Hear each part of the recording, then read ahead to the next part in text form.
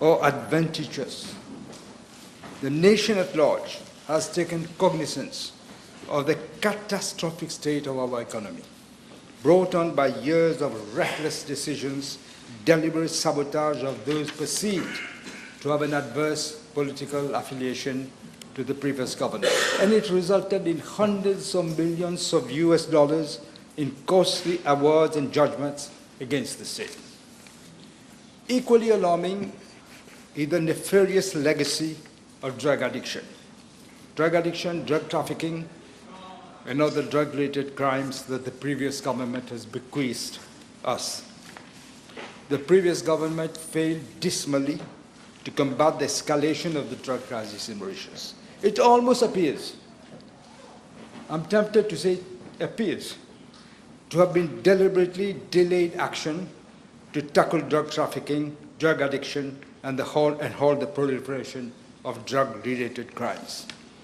As a responsible government, we are duty-bound to do away with the previous regime's toxic legacy arising from years of ineptitude, indifference, and the obvious nexus between the drug barons and the MSM.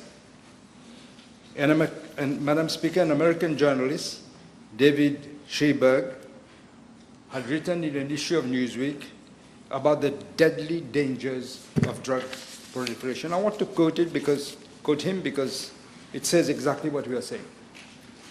It says, and I quote, "The largest, richest, and deadliest criminal enterprise in history is penetrating deeply into civil structures that make democracy what it is.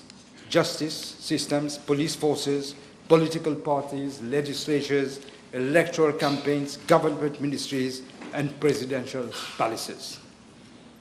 This, Madam Speaker, rings a very uncomfortable, it is recognizable, this bell, with all those who have observed with growing dismay the conduct of the previous government and the disconcerting admission of the previous Prime Minister, who said that, he admitted, the drug mafia has infiltrated all our institutions. Prime Minister saying that, after nearly 10 years in power.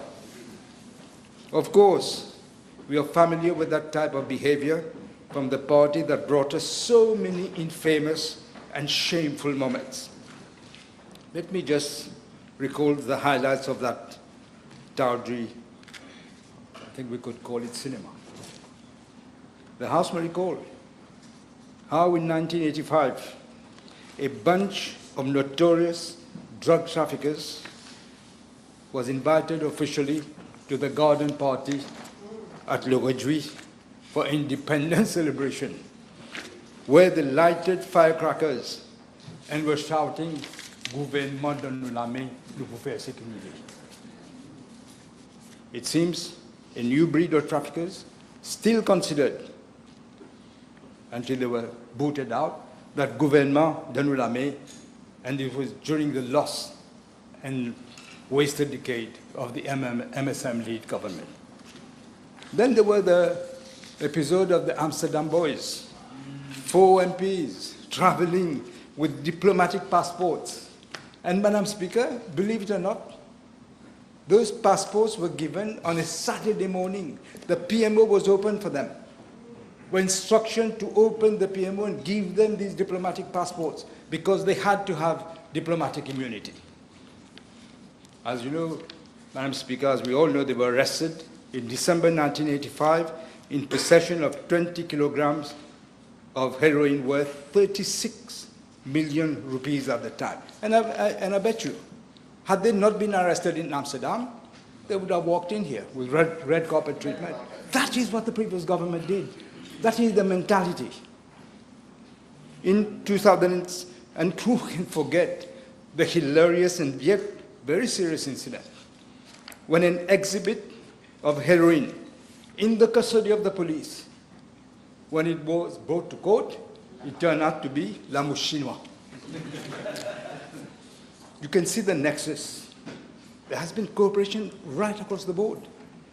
In 2017, one Viren Pirumal, a notorious drug trafficker, some people call him the Godfather, he deposed the Commission of Inquiry on Drug Trafficking, chaired by former Judge Lam Shan Ling.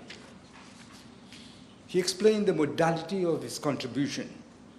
At the time, he said 30 million rupees he spent to finance the electoral campaign of the MSM in 2014. 30 million, one drug trafficker.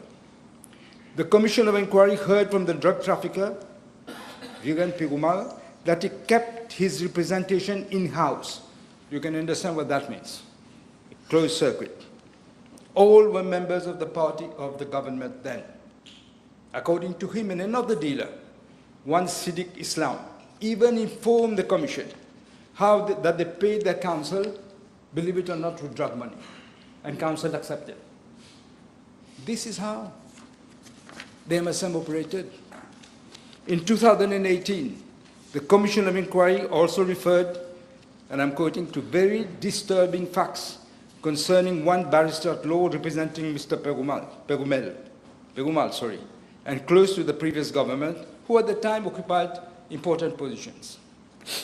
The Commission report underscores, and it says, I quote, those controlling the casinos, the gambling houses, horse racing, where the Commission has reason to believe, in the light of the various testimonies it received, they are the temples of money laundering, but the accomplices of the drug traffickers, and it is a matter of concern.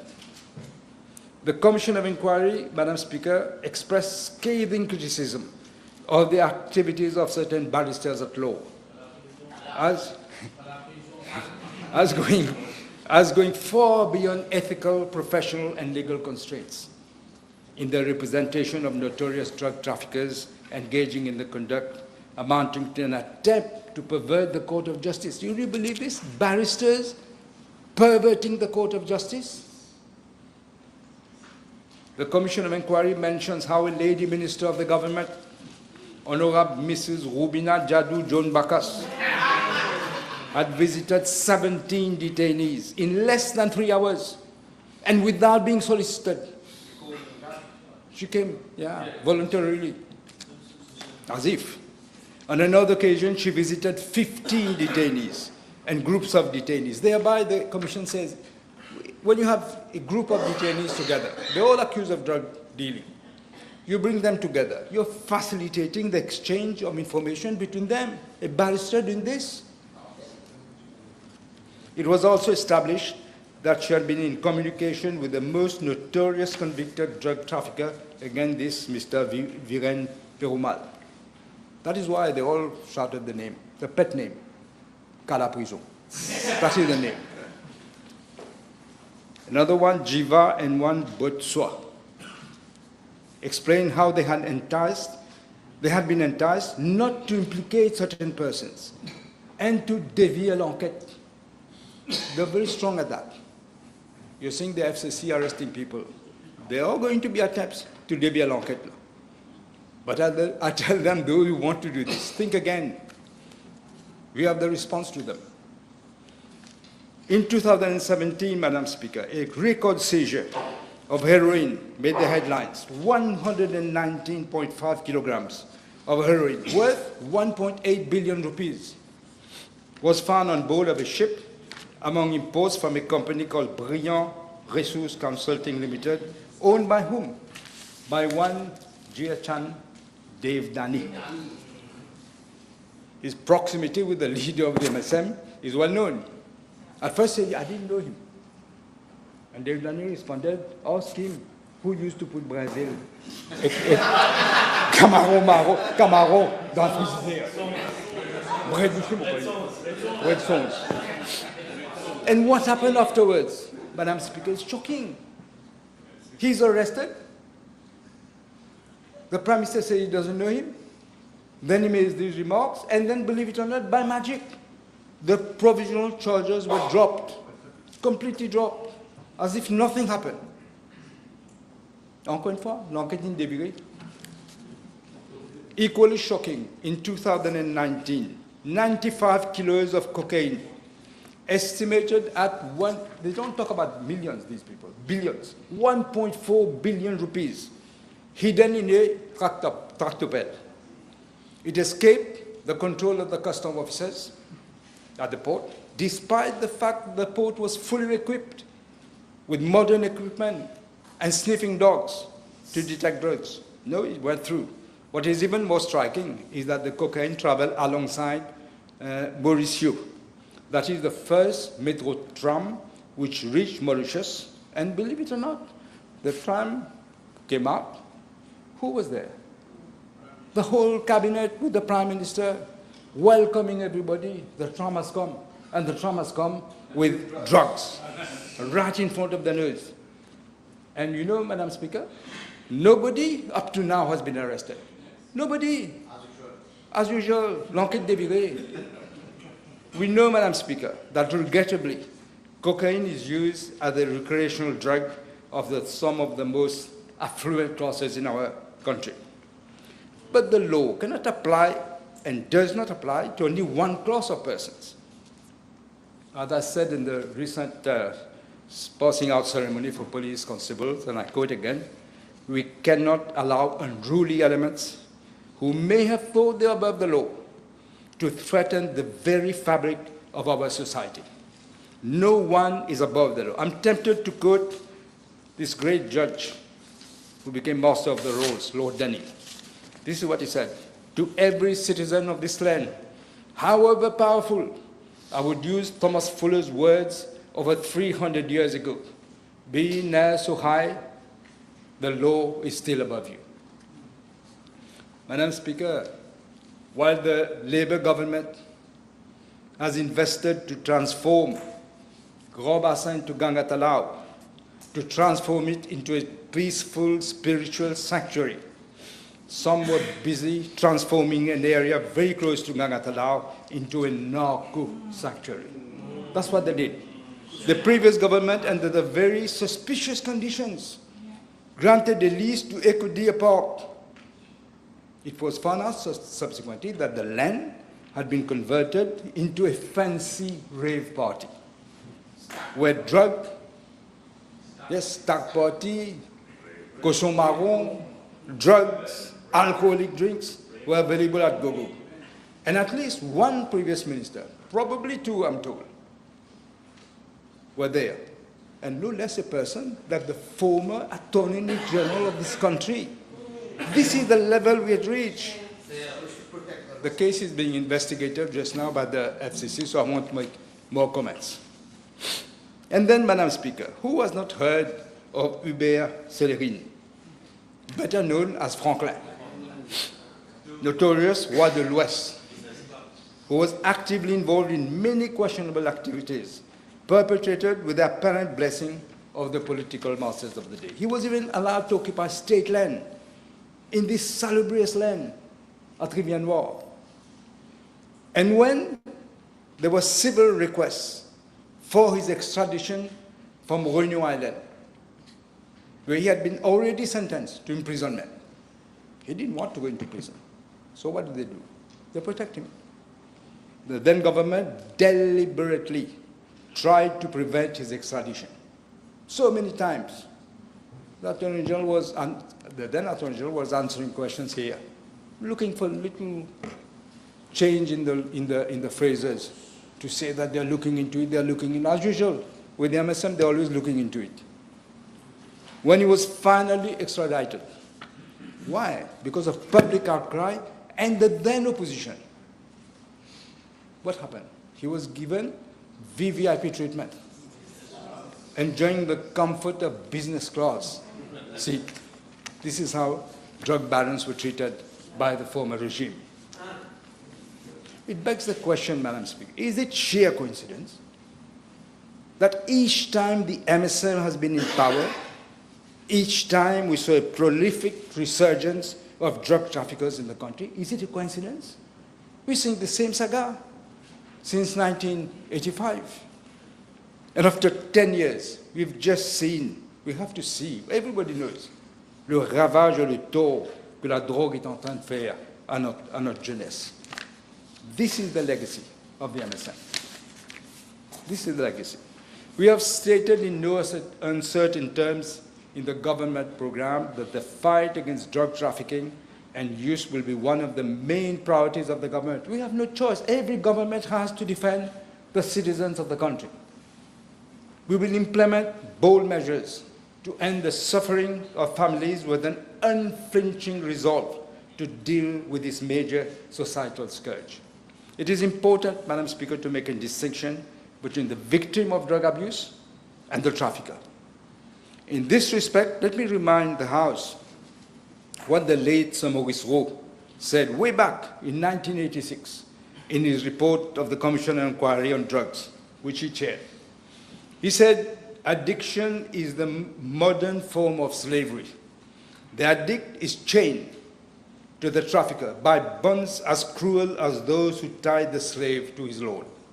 And he runs the same risk of moral defilement since he cannot disobey his master, and he can be compelled to cheat, to steal, or even sell his body. That's what he said in his report. Madam Speaker, the National Agency for Drug Control, this bill, represents a crucial step in fulfilling our commitment to fight against this blight, which is posing a significant threat to the health, security, and future of our nation. It has taken the proportion of as if a serious epidemic. Today, we present not just a legal framework, but a vision for a safer Mauritius free from the devastating impact of this deadly threat. For the first time in the country, Madam Speaker, we are proposing a fully integrated strategy actionable by an agency that will bring together all the various public bodies involved in it, all under one roof, to combat drug trafficking, provide rehabilitation, and support families of the victims of drug abuse. The legal provisions in respect of trafficking, consumption, and treatment of drug addicts will be reviewed to cater entirely for differentiated treatment of traffickers and consumers. I remember, Madam Speaker, I was invited by the former President of the United States, President Clinton, at the Clinton Global Initiative. And during dinner, he asked me, are you using methadone in your country for treatment? I had to say no. I can't say I was aware of it either, but I said no. And he said it is one decision that he regretted when he was president. He regretted that he never used methadone. And he immediately made funds available for antiretroviral drugs for HIV patients and earmarked part of it for the provision of methadone. We received in all $36,270 US. And what happened when we lost the election in 2014? The previous minister said, methadone, not necessary. He stopped methadone. There was,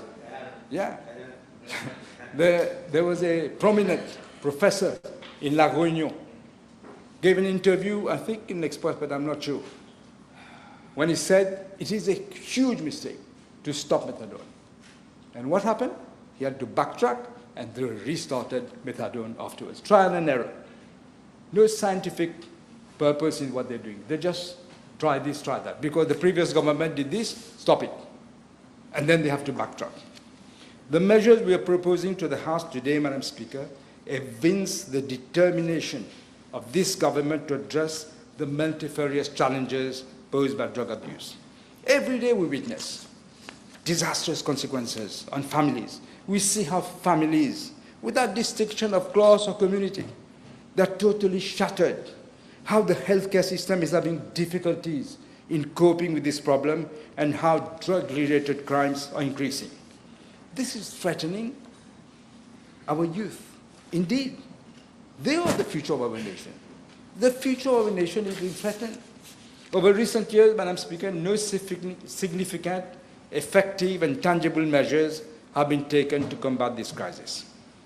It is abundantly clear that there was no genuine will to remedy the situation by the previous government. We all know how the conclusions and recommendations of the Commission of Inquiry on Drugs were mostly ignored, just a few here and there. The situation continued to deteriorate under their complacent or complicit watch. The previous government dismantled Natreza and did not replace it with any alternative to carry out the important work of harm reduction. Nothing.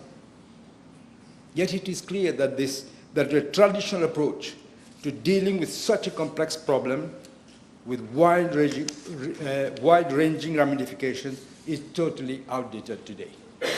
The World Drug Report of 2023, Madam Speaker, warned of a proliferation of supply, demand, and use of synthetic drugs, as well as an increase in substance use disorders. The number of people using drugs has increased by 11% globally, but by as much as 40% in Africa in 2023. In response to the growing threats posed by synthetic drugs, the United States launched the Global Coalition to Address Synthetic Drugs Threats, aimed at accelerating the international efforts to tackle this rising crisis. As part of the Global Coalition Initiative, the government of the United States provided funding to the UNODC to conduct a detailed assessment of the threats posed by synthetic drugs. This project also evaluated the national and regional capacities of 6 East African countries. That included Mauritius. And look what the report says. It's not finalized yet, but we have part of it. As part of the assessment, in July of 2024, the UNODC conducted a study on synthetic drugs, especially in Mauritius. And among the main findings, and I quote, Mauritius has been identified as the leading user of synthetic cannabinoids. Leading user. The other findings include, they made comments, drug rehabilitation efforts within the public sector remain severely limited. Although methadone treatment is now available, other forms of treatment remain underdeveloped and inadequate. Psychological support and interventions, including traditional medicine where available, need further strengthening. In fact, they were not using anything. And with limited resources and insufficient follow-up, many individuals either fail to comply or become in relapse after finishing the treatment. Madam Speaker, the threat posed by synthetic cannabinoids and other drugs in Mauritius have already been highlighted in the Globalized Organized Crime Index of 2023, which measured actually 15 criminal markets, including drug markets, across 193 member states. And guess what? Guess what? Mauritius ranked out of the 193, 7th in regard to synthetic drugs, 7th, just behind South Africa. However, in spite of Mauritius forming part of the US Global Coalition since November 2023, the previous government just allowed the situation to worsen. They couldn't care less. It failed to realize the benefits. There were benefits and resources available through the coalition to strengthen the country's response, but they did nothing. This laxism amounts to gross negligence. I would say criminal negligence, coupled with the obvious proximity of notorious traffickers with the previous regime. They have contributed greatly to the quagmire we find ourselves today. I think, I'm not mincing my words, it is a tantamount to a betrayal of the whole nation of this country. We cannot and will not continue to pay lip service to the challenges related to national security, including those relating to drug trafficking. We know, Madam Speaker, most of the drugs available in Mauritius, from the reports we see from ATSU and all this, that most of it come from the sea. It is a fact that we can, not all, but most. It is a fact that we cannot deal with the drug problem in isolation. We cannot. We are partners through the Indian Ocean Commission with countries of the Indian Ocean for sharing of information and joint patrolling of our respective maritime zone. The actual Commissioner of Police, who was at ATSU, he was cooperating fully. We're getting advance information, even, I said mostly from the sea, but even on planes. Information was shared. Here it seems with the MSM, not interested to share information. The Regional Maritime Information Fusion Center in Madagascar is responsible for producing a single recognized maritime picture of Western Indian Ocean and identifying vessels of interest. The Regional Operations Center in Seychelles is dedicated to the coordination of the regional operations at sea with respect to maritime safety and security in our region. But the truth is, Madam Speaker, the previous government failed to act on the information they received. It received on the suspicious movement of ships, most probably transporting substances through our waters, but they did not respond. I'll give you an example. In June of last year, there were 2 ships coming nearing our shores. One was heading to Seychelles, and the other one was heading here to Mauritius. The one that went to Seychelles, because they got information, was arraigned by the Seychelles authorities, and 900 kilograms of narcotics were seized. 900. However, what happened to the ships advancing in our waters? They were allowed to move freely. Nobody even stopped them. The police were made aware of this information. They were made aware. But either they got orders or they just turned a deaf ear, much to the dismay and astonishment of the Regional Maritime Information Center. Similarly, we have the assistance of countries like India, the United States, and France to enhance this regional maritime security architecture to combat on a broad range all the illegal activities on the high seas. And to reinforce maritime surveillance, we are setting up a National Maritime Information Sharing Center, which will be fully equipped to monitor, analyze, and report all vessels undertaking illicit activities in our EEZ. The invaluable support of the Government of India has been obtained to set up that center. The building is under construction, and an Indian naval officer is in Mauritius to assist in the setting up of this center. Also, with the assistance of the Government of Japan, a new coastal surveillance system will be installed to replace the old one which I had procured at the time when I was Prime Minister. They allowed it to just be out of service. Nobody was interested in having this because they did not want to monitor, in fact. Additionally, the operation of the Coast Guard is being thoroughly reviewed to ensure that information gathered regionally is used in an optimal way. Madam Speaker, under this government, the ADSU and the Customs Department had adopted a new approach to tracking drug dealers.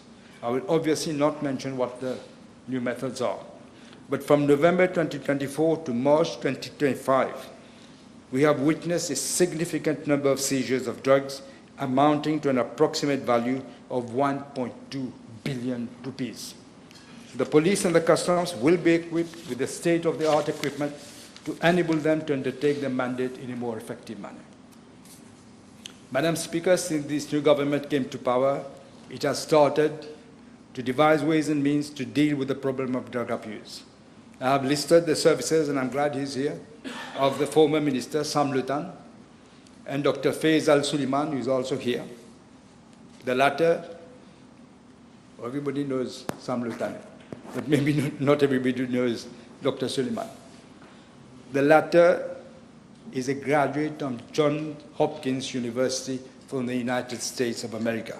He possesses wide experience in addiction medicine and HIV/AIDS.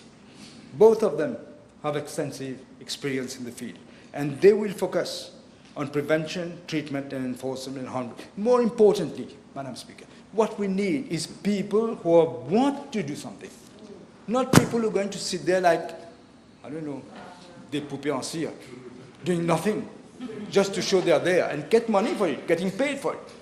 What we don't want is this. We want people who are determined, like these 2 gentlemen are, to put an end to this terrible scourge that is happening. They have worked already closely in collaboration with the Deputy Prime Minister, with the Attorney General, and my office. And within a short time, I must say, within a very short time, they have come up with a bill to set up an agency for drug control. We are indebted to them for the prompt and effective work. Madam Speaker, the bill will establish the National Agency for Drug Control as the apex body responsible for addressing all the problems that are connected with drug abuse. And also, not just Mauritius, but also Rodrigues. They will look through the reduction of supply, drug use prevention, treatment, and all this. It will be a balanced approach. This is in line with the most recent United Nations Resolution 79191 of 2024, which continues to stress the importance of a balanced approach, integrating measures for demand and supply reduction, and ensuring that drug control policies are in line with human rights obligations. It underscores the necessity of international cooperation and implementation of evidence-based practices in drug policy. Not just somebody just dreams of something. It must be evidence-based. This is how you can fight this. Madam Speaker, let me give the House an outline of the bill. The bill provides for the setting up of this National Agency for Drug Control, which will have broader responsibilities and powers than the defunct National Agency for Treatment and Rehabilitation of Substance Abuse, that is NATRESA. Section 3 of the bill provides for the setting up of a National Drug Control Commission under my chairmanship and comprising of the Deputy Prime Minister as Vice Chairperson, the Minister of Health, the Attorney General, 8 ministers as enumerated in the first schedule when they are needed. Other ministers as the Prime Minister may designate. The Chief Commissioner of the Rodrigues Regional Assembly may, at the request of the Prime Minister, attend the Commission, and persons who have wide experience in medical and health care, drug use prevention, or treatment and rehabilitation, as I may designate. Section 4 of the bill defines the functions and powers of the National Drug Control Commission, which include, among others, setting up national objectives and goals, and determine policies and priorities with regard to drug control. Secondly, to oversee the overall coordination of all drug control activities in Mauritius. That is why I say it is under an apex body, for greater collaboration and synergy among stakeholders. Also, to collect and analyze data and publish a brief statistical and analytical bulletin on a quarterly basis, and a comprehensive National Drug Observatory report to actually monitor the nature, magnitude, patterns, and trends in the drug trafficking and drug use. Section 5 of the bill provides for the National Agency to be a body corporate. Section 6 provides for it to have the following divisions: a policy research and strategy division, a treatment and rehabilitation services division, a prevention and public awareness division, an HIV and AIDS prevention and care coordination division, and such other divisions as the board may, with approval of the minister, set up. Section 7 of the bill defines the responsibilities of the agency, which are reducing the demands of drugs, coordinating the reduction of supply of drugs by preventing, reducing, or disrupting the entry, production, and availability of drugs. Section 8 of the bill defines the functions of the 6 divisions of the agency. In a nutshell, each division will have distinct responsibility and thus contribute to the overall functioning of the agency. The Supply Reduction and Coordination Division will coordinate national law enforcement efforts to ensure compliance with local, national, and international drug control laws and international conventions. It will also facilitate cooperation with the police, the Customs and Excise Department, and the Mauritius Revenue Authority, and also local and international organizations. More importantly, it will assist the Financial Intelligence Unit and other relevant organizations, such as the National Crime Agency, for which we will legislate very soon, in due course, in tracing and detecting money laundering and forensic financial trades related to drug trafficking. The Treatment and Rehabilitation Services Division will work in close collaboration with the Ministry of Health, the NGOs, and the Drug Users Administrative Panel for the treatment and rehabilitation of persons who use drugs and their social integration back into society. It will also establish and manage, in collaboration with the private sector and relevant government organizations, vocational training and employment programs for persons who are recovering from drug use disorders. The Prevention and Public Awareness Division will lead national awareness campaigns, carry out workshops, and develop and implement a family-based drug prevention program. Section 9 of the bill provides for the setting up of a drug control board for the administration and management of the NADC. There will be a chairperson and representatives of various ministries and organizations, as well as representatives of civil society. Section 18 of the bill provides for the agency to prepare an annual report and submit to the minister together with an audited statement of accounts in every financial year. This was totally lacking before.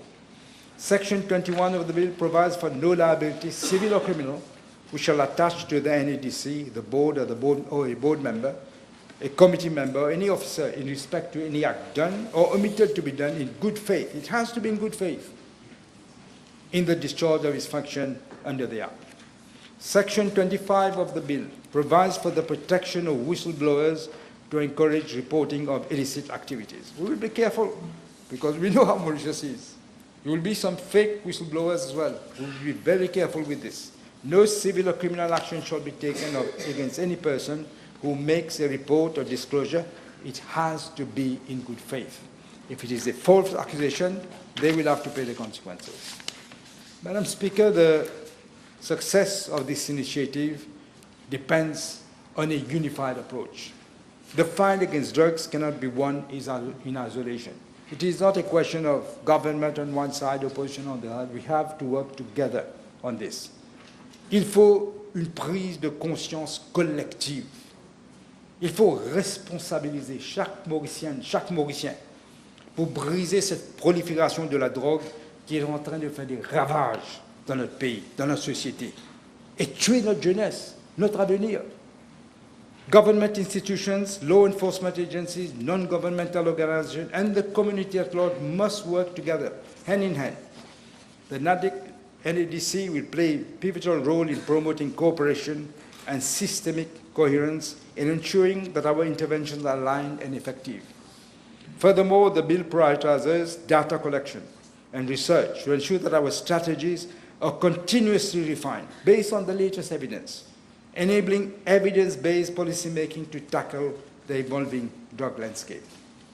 A real-time monitoring system with clear performance indicators will be implemented to track drug-related trends and assess the effectiveness of intervention programs. The system will also be used to monitor patients on the methadone program, thus ensuring a better control and management. There have been in the past some complaints about where the methadone is being given. That also we will look at. The NADC will operate a 24/7 hotline specific for disclosures and work closely with law enforcement agencies to ensure swift actions on credible disclosures with the utmost confidentiality and protection for individuals involved. You know, during the last election, not just in my constituency, in many constituencies across the island, probably all constituencies, you could see people dealing with drugs. Nothing was being done. I get the feeling they were being given drugs so that they can disrupt the election. That was my feeling. What else? Don't forget Wakasho. Why did Wakasho come at the time that it came? We ask ourselves questions. We're also positioning an HIV/AIDS division under the agency within the Prime Minister's office, and this will bring several key advantages, such as enhanced intersectoral coordination. HIV and AIDS is a cross-cutting issue, as we all know, that it cannot be addressed just by the health sector alone. Locating the division within the agency at the highest level of governance will ensure all relevant ministries, that is health, education, youth, gender equality, social security, and justice, are all brought together under a cohesive national framework fostering a whole-of-government approach.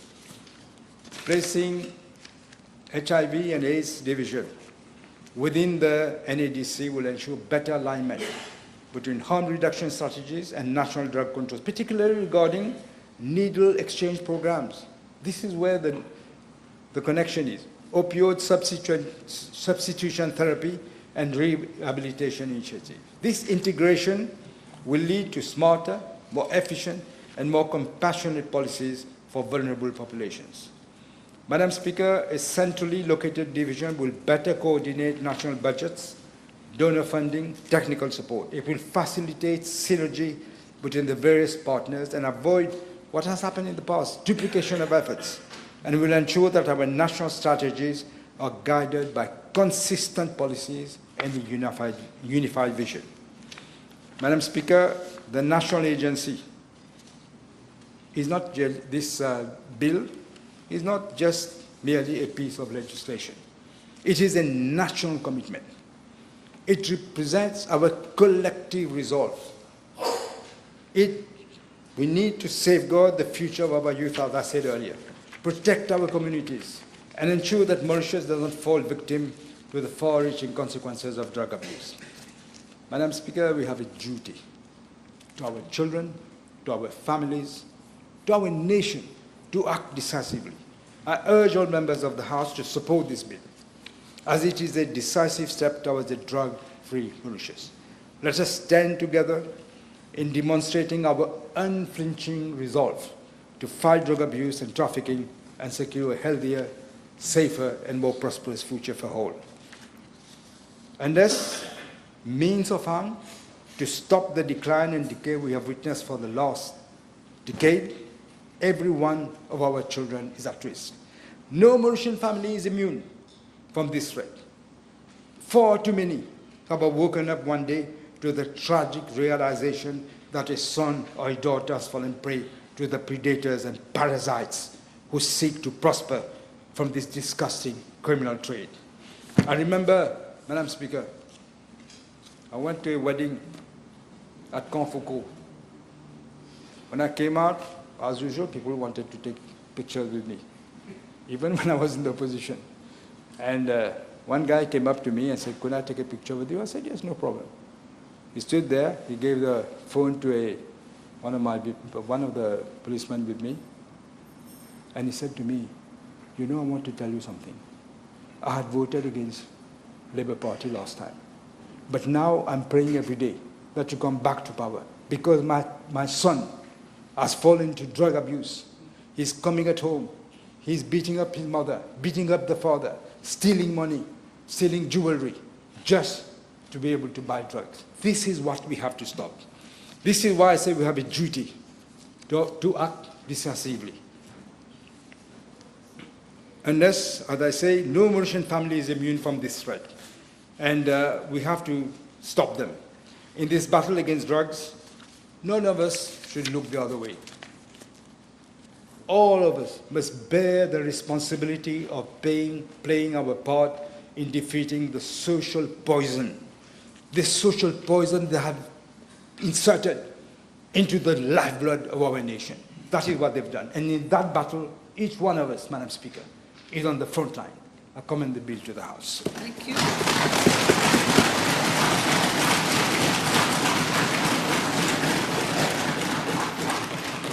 Yes, Honourable Leader of the Opposition. Merci.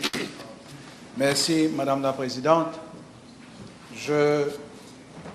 Si vous me permettez, je vais, avec la permission du Premier ministre, démarrer mon intervention en empruntant une phrase qu'il a mentionnée, surtout qui est en relation avec une prise de conscience collective. Et c'est vrai, parce que le sujet est d'ordre national et c'est un fléau qui fait beaucoup de tort au pays.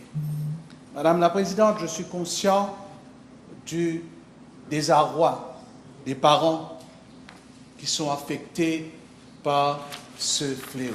Je suis père de famille, je suis grand-père et je note de jour en jour que la situation s'aggrave dans le pays et que cette jeune génération que nous avons petit à petit s'enfonce dans ce fléau qui est en train de ronger notre société.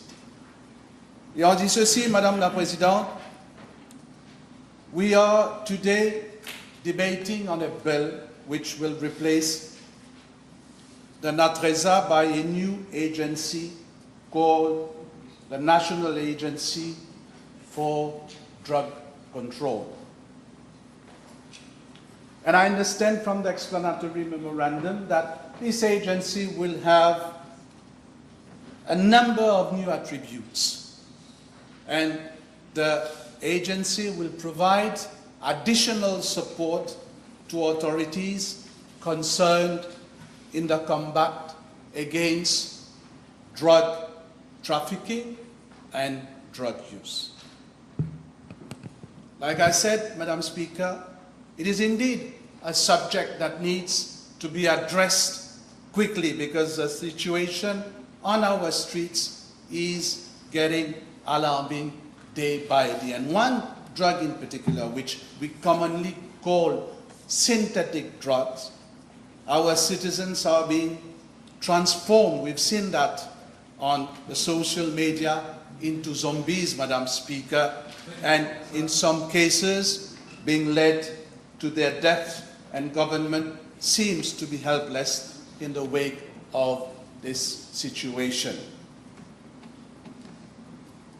We understand, Madam Speaker, that the National Agency for Drug Control will be the apex body which will address drug issue prevention and drug control issues.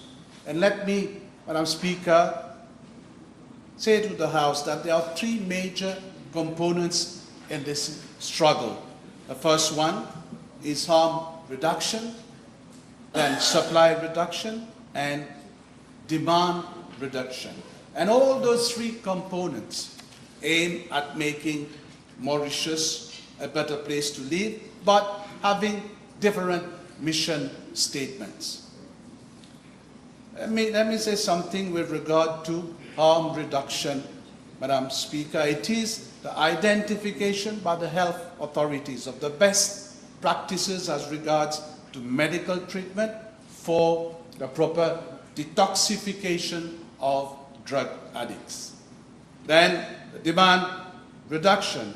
It comprises of the demand reduction strategies with rehabilitation possibilities in residential or daycare centers and for the follower. Madam Speaker, it must be remembered that addiction is the consumption of one or several substances, meaning that after detox, if one restarts consuming drugs again, we are back to square one and we have to start the process all over again. Madam Speaker, it should be noted also that participation to all above mentioned services should be inclusive of HIV/AIDS carriers. It is also understood, Madam Speaker, that drug demand strategies also include another important part, which is to carry out extensive prevention programs where we target workplace, women, youth, school, be it pre-primary, primary, secondary or tertiary, and also the community at large. Madam Speaker, we have no other choice today than to prevent new cases of addiction and help those already hooked to start back a new and responsible life. With regard to supply reduction, this sensitive issue, Madam Speaker, must be left to the competent authorities of the country, that is, government, judiciary, lawmakers, police, MRAs, to be addressed at their respective levels. But they will have to work in collaboration with other stakeholders, whereby those stakeholders can submit their suggestions and proposals to those authorities for consideration. We should also, Madam Speaker, understand the difficulty faced by substance abusers to quit. These difficulties, I understand, are la peur du manque, Madame la Présidente, ce qu'on appelle fatienne, et le plaisir de l'aiguille for those who are injecting. That is, Nisa Zegui.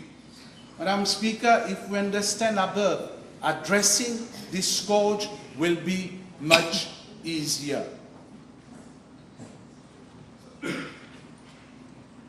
I heard the Honorable Prime Minister spoke about methadone treatment. Madam Speaker, methadone is being proposed as maintenance or substitution therapy. Here again, c'est la liberté de choisir du toxicomane. Methadone was introduced in Mauritius not to stop drug addiction, but to break the fast spreading of HIV/AIDS disease among injecting drug users. In fact, Madam Speaker, it must not be forgotten that methadone is a high addictive opiate, and it will be much more difficult for an addict to detox from it. It is a pity today, Madam Speaker, that more than 10,000 methadone users are on maintenance therapy, which is almost imposed on them.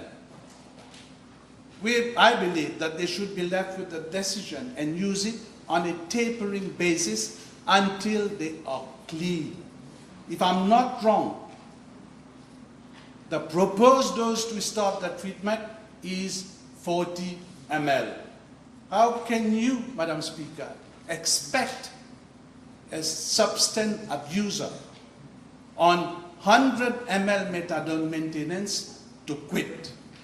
Another issue which I want to raise today, Madam Speaker, is related, and this piece of legislation is related to the certificate of character.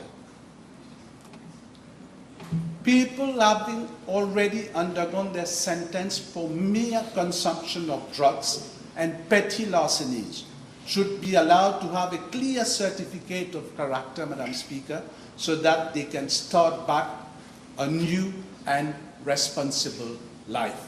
Someone cannot pay 500 rupees for possession of drugs and be sentenced for life with a certificate of character which will prevent him to get a job. In short, Madam Speaker, what I'm proposing this House today is to give serious consideration to an amnesty for all those in such situations. Madam Speaker, let me now come to some sections of the bill. At clause 3.5, Madam Speaker, it is mentioned that the CEO of the future agency shall attend every meeting of the said commission.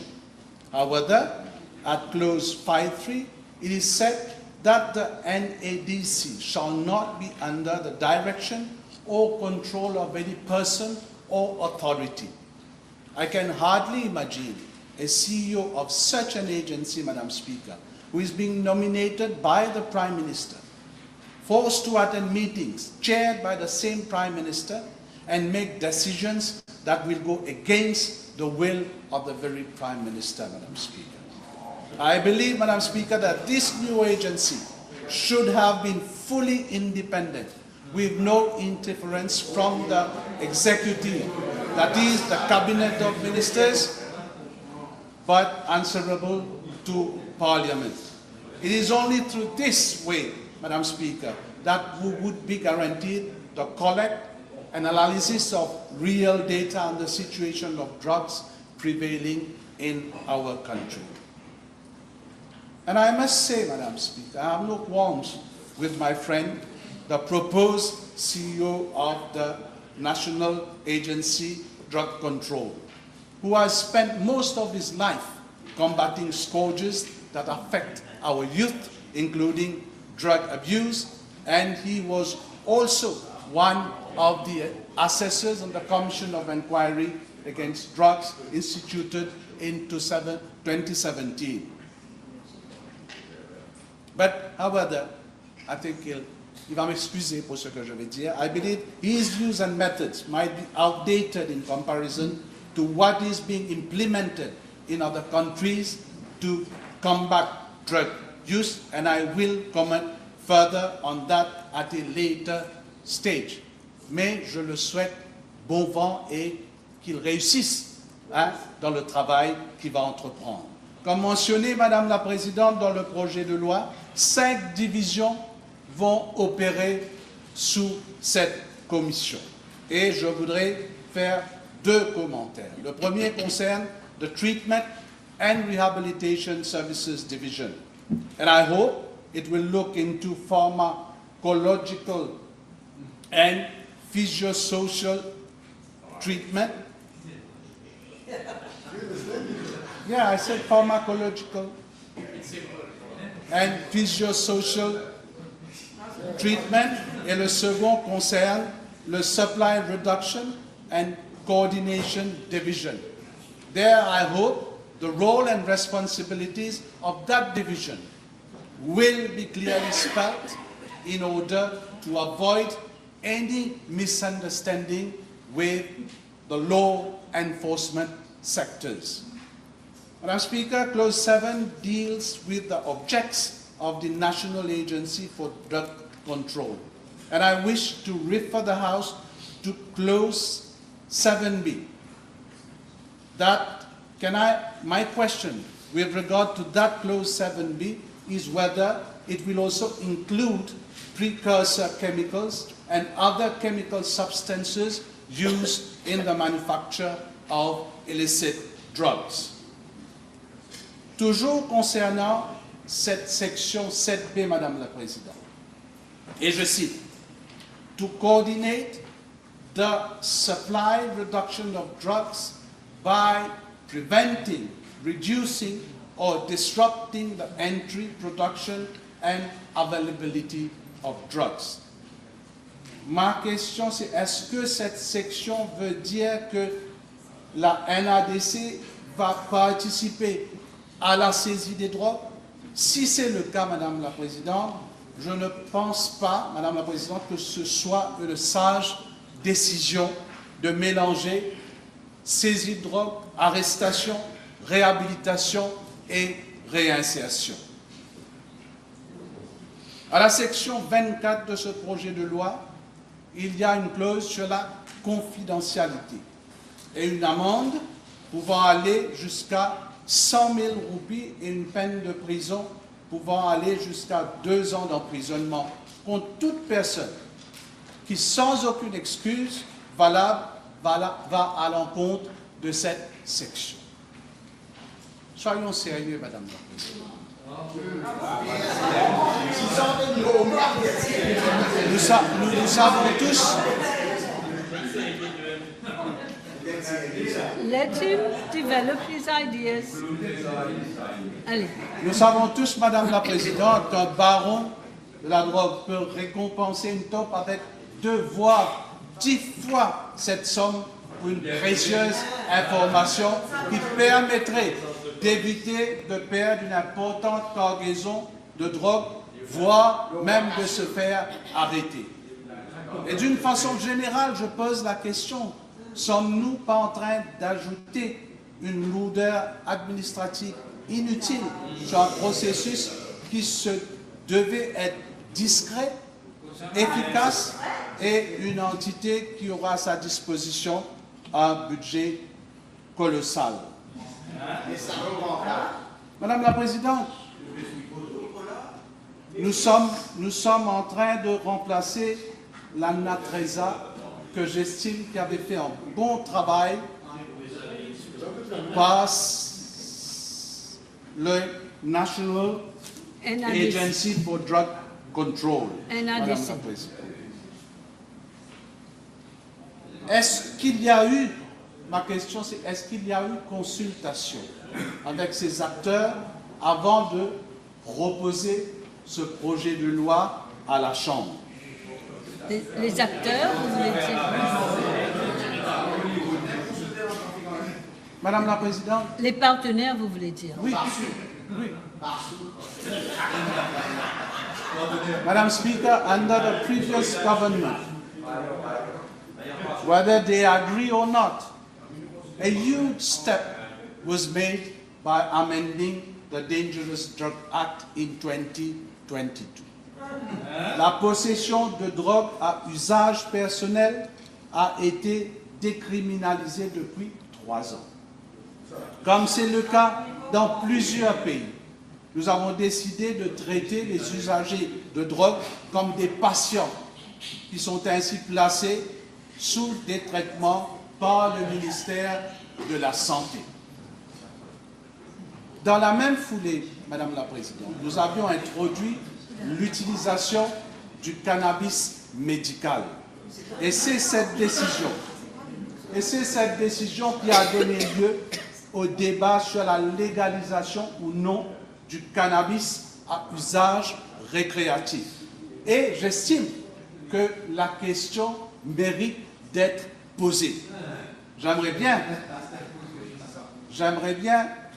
que le Premier ministre, dans son séminaire, nous donne les chiffres du nombre de saisies de drogue synthétique effectuées depuis le début de l'année. Bien sûr, Madame la Présidente, je ne fais que relancer le débat. Et cela ne veut pas dire que je suis pour la légalisation du cannabis. Comme le Premier ministre adjoint l'avait affirmé sur une radio privée à la veille des dernières élections générales, je pense, moi aussi, que la question mérite d'être posée, Madame la Présidente. Concernant l'utilisation de la méthadone, malheureusement, nous avons 2 écoles de pensée dans le pays. Ceux qui estiment que la méthadone aide à réduire les risques de transmission du VIH-Sida en diminuant l'usage des seringues et en aidant un usager de drogue à arrêter la consommation de drogue dure. Et d'autres qui pensent que c'est une perte de temps. Il faut faire une évaluation. Il faut voir ce que disent les chiffres et évaluer sa réussite. En tout cas, Madame la Présidente, le trafic de cette substance est problématique. Et dans certaines régions de l'île, les habitants ne veulent plus voir des centres de distribution de méthadone. Et il y a aussi une stigmatisation terrible envers ceux qui prennent de la méthadone. Madame la Présidente, la section 8.1b4 de ce projet de loi fait mention d'un real-time tracking system. Est-ce que le Premier ministre peut donner à la Chambre plus de détails sur ce système et comment cela va se passer dans les faits? Madam Speaker, I welcome the initiative to introduce the education sector on the agenda of the NADC. It should start with our youth. They should understand why it is not an act of bravery to consume any drugs. Obviously, there is peer pressure and lack of maturity. I'm sure we have all seen the video of a student inhaling what seems to be some kind of deodorant from a plastic apparatus. And I hope the minister does not claim that this happened when the previous regime was in power. We need to act. Our children need to realize that their lives are at stake, and such behavior, Madam Speaker, is not tolerable. Taking on board the education sector is, I believe, a step in the right direction when it comes to drug use. Madam Speaker, with regard to HIV/AIDS, I noticed that the bill also includes the prevention and reduction of risk of transmission of HIV/AIDS. There is a clause, that is clause 8.1d, and HIV and AIDS Prevention and Care Coordination Division, which as stated in the piece of legislation has clear functions. I would like for the Honorable Prime Minister to enlighten the House as to what will happen to the NGO pills, whose sole function, Madam Speaker, is exactly what this bill provides for. Has there, if I may ask the question, has there been proper consultation with that NGO before coming forward with that proposal, Madam Speaker? Madam Speaker, we need to bear in mind that NGOs are essential in dealing with such matters, as this subject is extremely sensitive.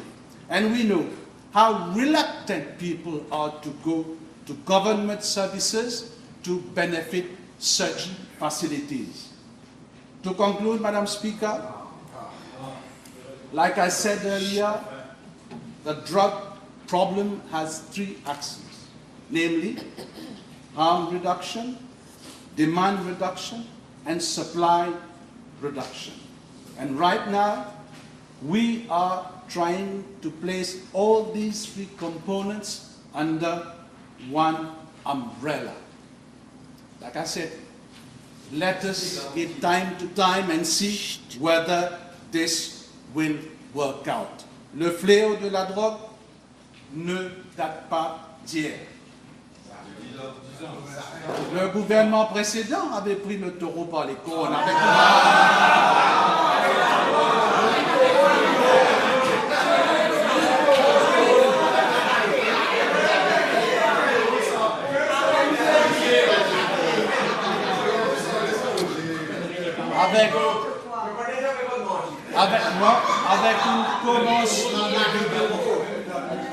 avec une commission d'enquête sur la drogue. Ça, c'est un. Deuxième, des amendements à la Dangerous Drugs Act. Maintenant, c'est au tour de ce gouvernement de maintenir la cadence.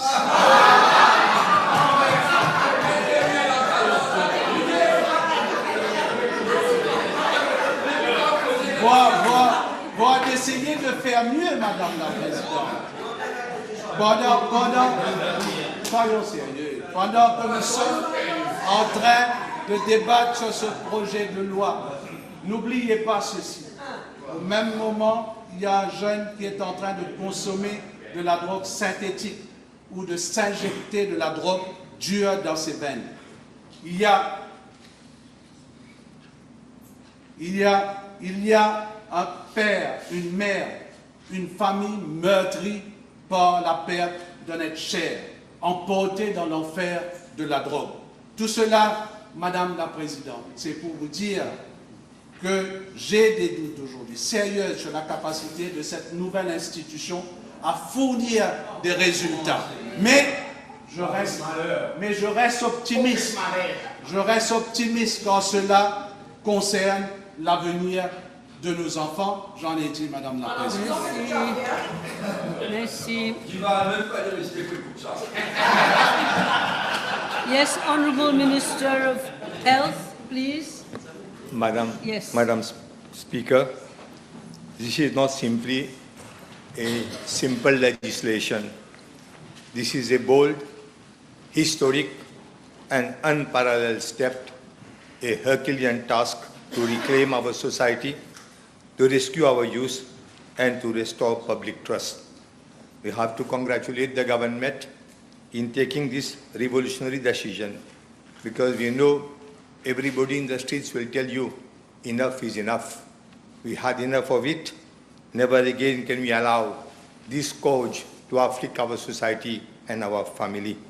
Just imagine a father who loses his son or even his daughter or grandson carrying the corpse of his son, of his young son, to the cemetery or to the cremation ground. What must be the feeling? What must be the feeling of that person? And that we witness almost every day in this country. And so this is a scourge which has to be washed out. And we have to congratulate this government. At least we had the courage to come forward with such a legislation. We are here today to establish a national agency for drug control under the direct aegis of the Prime Minister. I heard the leader of the opposition stating that there shouldn't have been under the Prime Minister. This is what, in fact, he said. But who? I don't understand his mind. There can't be any other person, any other institution better than the head of the executive to undertake such a work, and he deserves all our congratulations. This is a decisive structure, an important structure to lead the fight against drug epidemic that has crippled our nation for far too long. This agency will represent a complete overhaul of our national drug response. It will strengthen our institutions. It will coordinate intervention with precision and compassion, ranging from education and prevention to treatment and rehabilitation to harm reduction, social integration, and supply control. At the center of this national revival stands a man of courage, foresight, and conviction, the Prime Minister. It can't be any other authority better than this. Despite shouldering the monumental task of running a nation which is economically and financially shattered, a nation today on its knees and rescuing these shattered finances inherited from an MSM-led government, he has chosen to take personal responsibility for the leadership of this agency. It is a mark of conviction, not convenience. Madam Speaker, this is what true statesmanship looks like. I salute him for it, and I salute the Deputy Prime Minister for the support and the contribution that he had brought to this project. And I know how many hours he has spent in supporting this move. Madam Speaker, if any new agency if this new agency represents our future, let us confront our past. The past is dead and buried, but it is important for us to have a peep at it, to have a look at it, so that we can forge ahead in future. It is a past that is marked by criminal and political negligence, institutional decay, and human suffering. It is a past that was shaped by the MSM-led government, whose record on drug is one of complete failure, a complete disaster, and it was a complete curse for our country. We all know how heroin flooded Mauritius in early 1980s under the MSM-led government, and more recently how synthetic drugs started to destroy our youth since they took office in 2014. How can we forget the dark days when MSM goons and drug peddlers would claim from housetop that gouvernement d'un ulame? We still remember that. We remember the crime that was committed in early 80s in Bazaar for Ulvi, where criminals openly were moving up and down the streets and claiming that nobody can touch us because government is in our hands. So we still remember that. 4 members of parliament are just, the Prime Minister spoke about it, arrested abroad. The then High Commissioner of Mauritius in England was arrested. Those were the darkest days of our Mauritian history.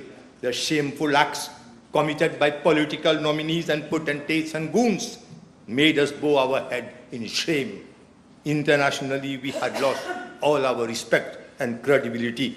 The recent case of Tractopel before the nose of the Prime Minister and ministers, gas cylinders, and the involvement of the famous enfants Lacaze was recently, it was disgusting, all of us know. It is therefore no wonder that substance misuse exploded under their watch, and the numbers are undeniable. Madam Speaker, in 2021, 7.4% of Mauritians aged 18 to 59 reported using illicit drugs. Today we have a population ranging from 55,000 to more than 100,000 of substance abusers. By 2024, drug abuse had become so widespread that 37% of citizens, according to Afrobarometer, identified it as one of the top 2 national issues, second only to the cost of living. The survey indicates widespread dissatisfaction with government's effort to combat the drug crisis. 70% of citizens perceive strategies as inadequate. The question, simple question that we asked, when they had all these facts and figures, what action had they taken?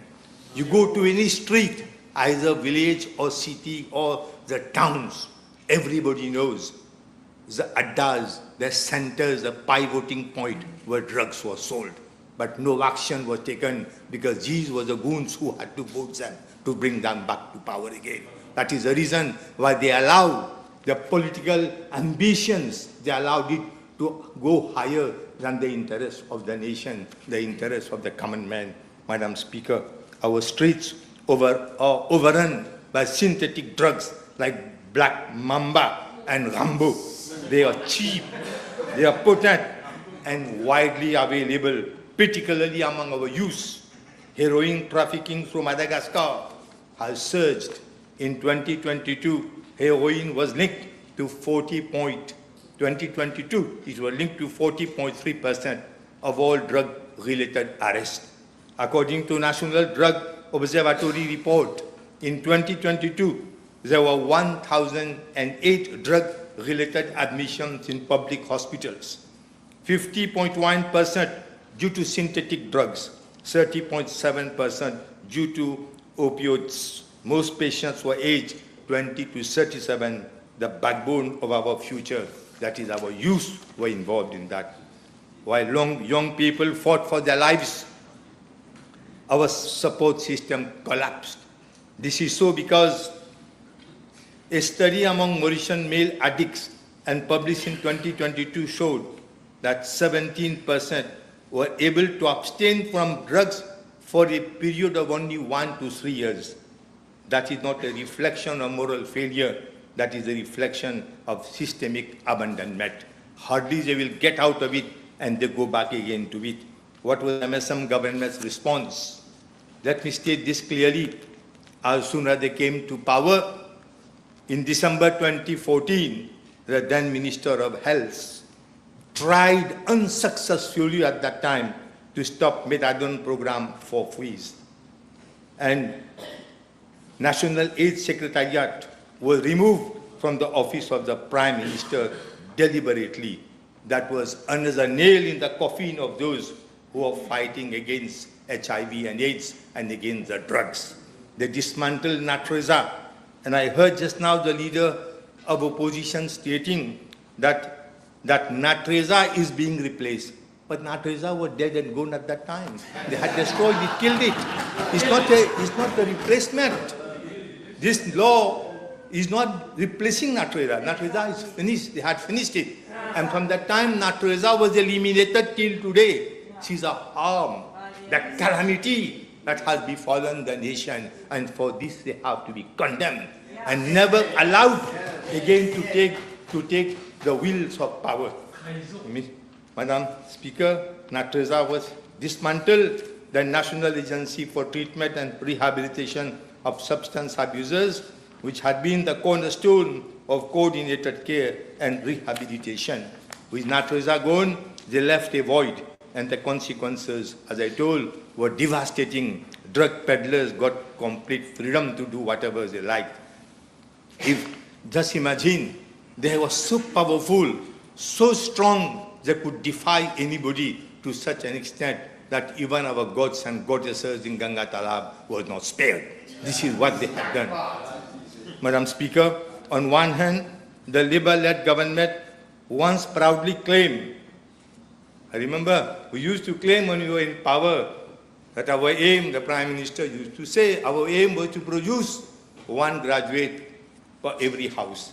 And the work of the previous government was to produce at least one drug addict for every house, in every house. That makes the difference. What was our aim and what has been their aim?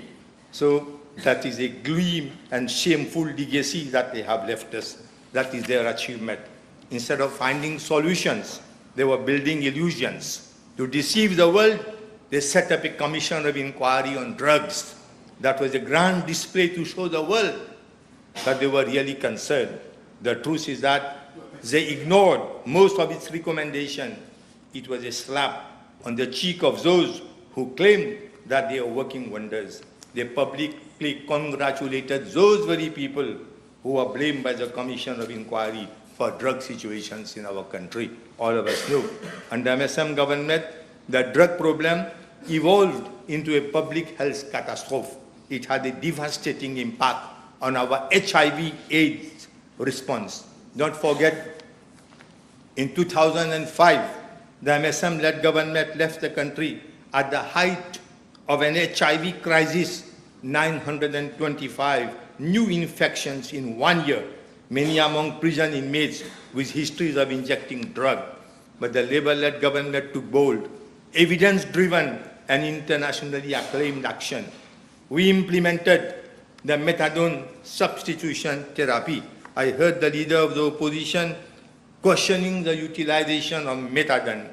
But this methadone induction and follow-up is carried according to protocole de la prise en charge de l'usage des drogues à Maurice, validated by the Ministry of Health and Wellness in 2023. Its elaboration was supervised by experts, including David Mete from Réunion Island.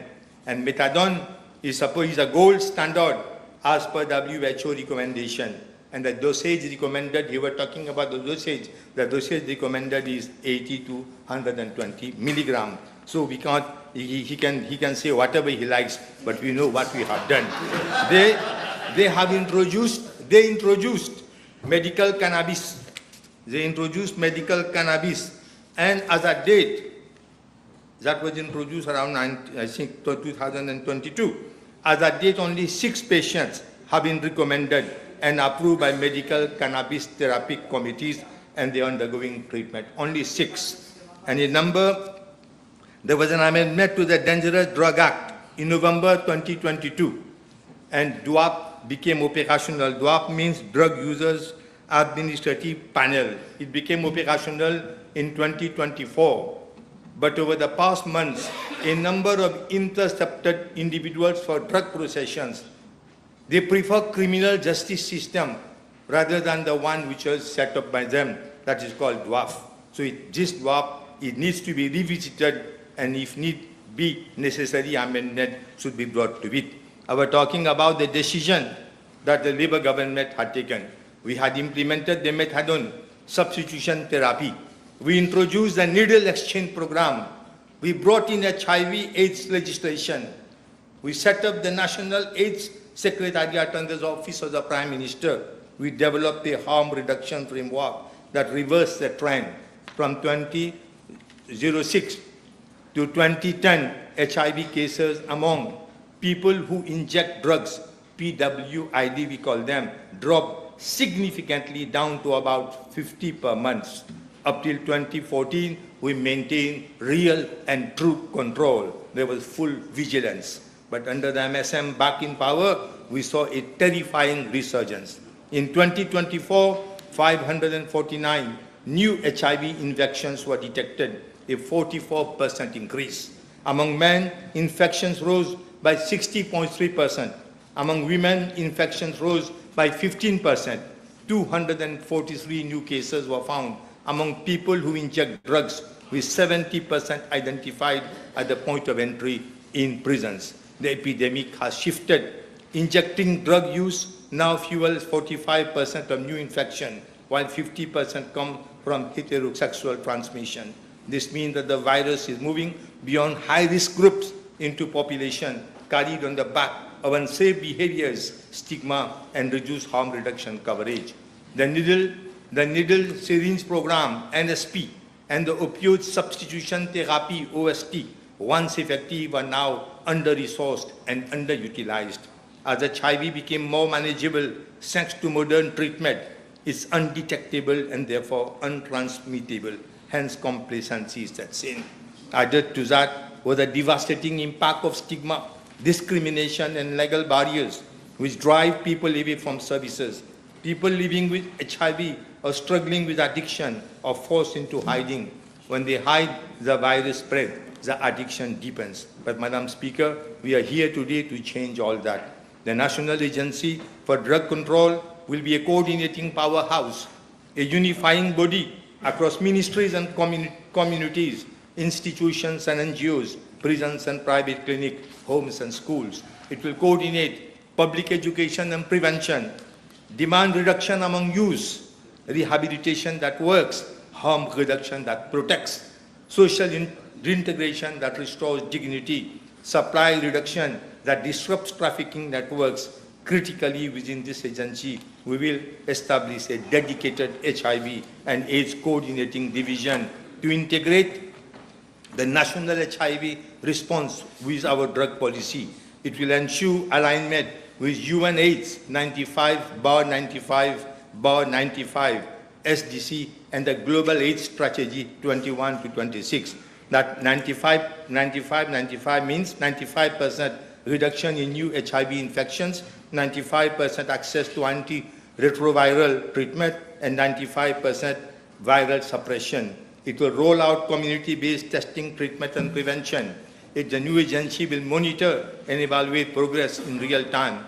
It will mobilize resources, both nationally and internationally, and drive right-based advocacy to end stigma and discrimination. Madam Speaker, this is not merely a bill, it is a blueprint for national salvation.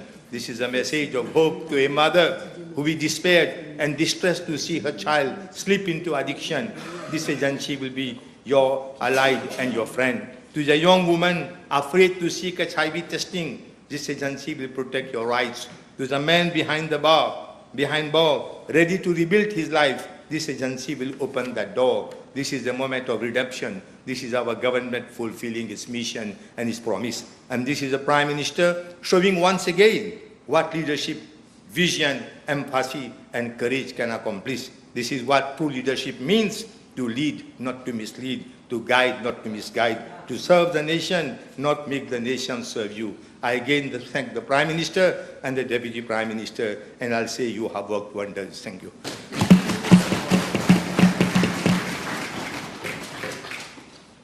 Yes, Madam. Merci, Madame la Présidente. Ce projet de loi, Madame la Présidente, représente une lueur d'espoir pour notre nation. Il marque une volonté sérieuse de structurer notre réponse à la crise nationale à travers une institution dédiée avec des objectifs bien définis. Madame la Présidente, dans ce projet de loi, 3 mots-clés ressortent et méritent toute notre attention: la réintégration, la prévention et la réhabilitation. Ces 3 piliers doivent devenir des fondements d'une politique cohérente, humaine et efficace contre la drogue. Madame la Présidente, permettez-moi d'aborder clairement les différents points en lien direct avec le projet de loi sur la création de la National Agency for Drug Control. La clause 2B est un point central dans la lutte contre la drogue, et si nous ne réussissons pas à perturber la chaîne d'approvisionnement, hélas, tout ce que nous allons mettre en place sous la clause 3B seront en vain. Je tiens donc à féliciter le ministre du Tourisme, l'honorable Richard Duval, pour l'initiative à venir équiper tous les bateaux de plaisance d'un automatic identification system. Ceux-ci permettront de mieux contrôler et surveiller les déplacements, ainsi la chaîne d'approvisionnement de la drogue sera fortement perturbée. Madame la Présidente, je voudrais humblement demander à l'honorable Premier ministre de bien vouloir modifier le first schedule de cette loi afin d'inclure le ministre responsable du tourisme dans la liste des ministres dans la Commission nationale de la contrôle des drogues, ou utiliser sa prérogative comme lui permet sous la clause 3, section 2F du bill. Ce ministère joue un rôle important dans la lutte contre la drogue, contre l'offre de drogue dans notre pays, car il réglemente et surveille les licences des bateaux de plaisance. Deuxièmement, il devrait inclure la campagne touriste que Maurice impose une peine sévère pour les importateurs de drogue avec une peine maximale pouvant aller jusqu'à 60 ans. Madame la Présidente, en examinant les articles 3 à 7 de ce projet de loi, je constate que les 3 points clés mentionnés précédemment sont traités par une division spécifique du NADC. Le Conseil de contrôle des drogues, composé des fonctionnaires d'organismes chargés de l'application des lois, ONG et d'organisations communautaires telles définies l'article 9, gérera la NADC. Il ne faut pas qu'avec une telle structure, la lutte contre la drogue, la réinsertion, la prévention et la réhabilitation des toxicomanes s'enlisent dans des procédures administratives lourdes, ce qui empêcherait notre pays de mener à bien ce combat crucial pour libérer notre jeunesse de cette menace. Et pour cela, je fais confiance à la National Agency for Drugs Control. Venons maintenant à la clause 8.1b de ce projet de loi, traitant de la Treatment and Rehabilitation Services Division. Nous devrions inclure des dispositions pour faciliter les démarches administratives concernant la garde des enfants dont les parents sont toxicomanes. Une prise en charge simplifiée par les membres proches de la famille est nécessaire afin d'éviter des problèmes administratifs dans des écoles et des hôpitaux, ce qui soulagerait les parents en cours de réhabilitation et les grands-parents qui souvent s'occupent de leurs petits-enfants abandonnés par leurs parents toxicomanes. La clause 8.1c, liée à la préservation, doit absolument prendre compte la réalité douloureuse, la prostitution infantile associée à la toxicomanie, Madame la Présidente. Des jeunes dépendants se tournent malheureusement vers cette pratique pour financer leurs addictions. La NADC doit donc prévoir des mesures spécifiques en collaboration étroite avec des ONG spécialisées pour protéger des enfants et leur offrir une alternative durable. Toujours dans la clause 8, il faudrait donner à la Policy Research Strategy Division la responsabilité de revoir les procédures concernant les allégations et charges provisoires, Madame la Présidente. Imaginez-vous si M. Peromal Viren avait fait de telles graves allégations de financement de trafic de drogue à l'encontre d'un simple citoyen. Arrestation, pas de caution, charge provisoire, Madame la Présidente, pour l'ex-premier ministre, comme on dit en créole, Dilo Lobretsons. Madame la Présidente, ce traitement différencié, injuste, et doit immédiatement cesser. Nous devons assurer une justice équitable pour tous, où chaque citoyen, indépendamment de son statut social, reçoit un traitement juste et impartial. Il faut impérativement redorer le blason de nos institutions. Et je salue le courage de l'honorable Premier ministre, le Dr Navin Ramgoolam, qui a nommé un commissaire de police digne de ce nom, dont le travail a commencé à porter ses fruits avec des récents démantèlements et des saisies de records des drogues dures. Madame la Présidente, concernant la clause 8.2L, qui traite de la collaboration avec le secteur privé. Il est essentiel de rappeler que la réhabilitation des toxicomanes et des ex-détenus doivent être sérieusement repensées.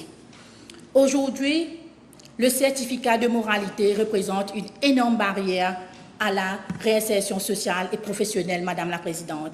À Maurice, ce certificat est exigé pour enregistrer une ONG, pour obtenir une carte de pêcheur professionnel, pour effectuer des démarches administratives et pour trouver du travail pour subvenir aux besoins de sa famille. Pourtant, étrangement, ce même certificat n'est pas requis pour être candidat aux élections législatives et devenir un membre de cette auguste assemblée pour gérer les biens et les fonds publics. Cette incohérence est inacceptable et profondément injuste, Madame la Présidente. D'où la valse des défilés de voleurs à col blanc à la FCC, sans menottes et en plus, petite pochette à la main. jusqu'à la fin, Madame la Présidente. Nous devons mettre fin à cette hypocrisie flagrante. Toute personne ayant payé sa dette à la société mérite une seconde chance. Je propose donc qu'après une période de 10 ans ou plus, sans récidive, une grâce présidentielle automatique soit accordée sur les casiers judiciaires de ces personnes. Il est injuste que cette grâce soit sélectivement accordée, comme ce fut rapidement pour le fiston de l'ancien commissaire de police type, alors que les autres citoyens sont traités autrement. Cette injustice doit prendre fin. Madame la Présidente, nous devons aussi intensifier les campagnes de sensibilisation auprès des jeunes en leur expliquant clairement les lourdes conséquences légales liées à l'implication même indirecte dans le trafic de drogue. Il est essentiel de faire une distinction claire dans nos lois entre consommateurs et trafiquants, afin de mieux protéger les consommateurs en leur offrant une aide adaptée plutôt qu'une sanction sévère. Par rapport à la clause 25 concernant la gestion dénonciation d'anonymes, il est essentiel d'établir un cadre clair et juste. Actuellement, le mécanisme est trop souvent utilisé par les trafiquants pour éliminer leurs rivaux. Là-dessous doit arrêter ce système où gros poisson mange petit poisson. De plus, Madame la Présidente, là-dessous doit être équipé des tests rapides de détection des drogues. Qui ne se souvient pas de cet artiste arrêté par là-dessous pour des faits de trafic de drogue qui a passé 2 mois et demi en détention pour finalement, le rapport du FSL vient dire que c'était de la nourriture pour poissons. Madame la Présidente, 2 mois et demi en détention exposé à la drogue, au VIH, pour une simple nourriture de poisson. C'est très grave, Madame la Présidente. Madame la Présidente, le lien entre la toxicomanie, la prostitution et la propagation du VIH est aussi très préoccupant. Je suis ravie de voir qu'il y aura au sein de la NADC un VIH and AIDS Prevention and Care Coordination Division avec l'intégration des programmes spécifiques, réduction des risques. Les mesures et les campagnes permettront à réduire significativement la transmission du VIH parmi les toxicomanes. Je vais dire ce que le leader de l'opposition n'a pas eu de guts pour dire concernant la clause 27 de ce projet de loi qui propose des amendements au Dangerous Drug Act. Il est aussi crucial d'amender le fait schedule afin de retirer le cannabis de la liste des drogues dangereuses, Madame la Présidente. Cette recommandation est en parfaite cohérence avec la décision historique prise en 2020 par la Commission des stupéfiants des Nations Unies qui a voté en faveur du retrait du cannabis du 4e schedule de la Convention de 1961. Reconnaissant ainsi ces usages médicaux, plusieurs pays ont déjà emboîté le pas. Pourquoi pas Maurice? Ces pays ont compris que le cannabis ne présente pas le même niveau de dangerosité que la drogue de synthèse. À Maurice, nous faisons face à des décès liés aux drogues synthétiques, alors même qu'aucune donnée ne signale un seul cas de décès par overdose de cannabis. Il est donc plus temps de concentrer nos ressources et nos efforts là où l'urgence sanitaire est réelle et de reconsidérer sérieusement de mettre fin à la criminalisation excessive de nos jeunes qui consomment du cannabis. Madame la Présidente, rappelons-nous que la drogue n'est plus seulement un problème isolé, mais bien une pandémie qui nous concerne tous directement ou indirectement. Tant que nos infrastructures sportives, nos centres de jeunesse et nos espaces culturels resteront peu fréquentés et sans vie comme l'a laissé le gouvernement MSM, le problème de la drogue continuera à s'aggraver. Il ne faut pas oublier que nos artistes locaux mènent depuis des décennies un combat contre la prolifération de la drogue et font un gros travail de sensibilisation et de prévention. À travers leurs chansons, islam, l'art, et entre autres, il faut leur donner une plateforme et beaucoup plus de ressources et de moyens pour s'exprimer. Pour conclure, Madame la Présidente, honorables membres, agissons ensemble. Seule la volonté, la solidarité qui parviendront à surmonter ce fléau national. Je vous remercie, Madame la Présidente. Merci. Honorable Minister. Thank Honorable Minister. Yes, Madam Speaker. We try and keep the time, please. Huh? Yes, I'll try very hard and I Yes. shall be guided by yourself. Madam Speaker, at the outset, I'm perplexed as to whether I should follow what I have to say or respond to the leader of the opposition first, but I shall be patient with it. Madam Speaker, today marks a watershed moment in our nation's fight against the scourge of drugs that has plagued our society for far too long. As a member of this August Assembly, as a Minister of Public Service and Administrative Reforms, as a father and a citizen of this country who believes deeply in our nation's potential, I stand before you with profound sorrow, but renewed hope. Our country is facing an unprecedented drug scourge which is destroying the lives of thousands of youngs who fall prey to these marches de la mort. Such an alarming situation is unparalleled, and indeed, very bold initiatives are warranted to combat this evil.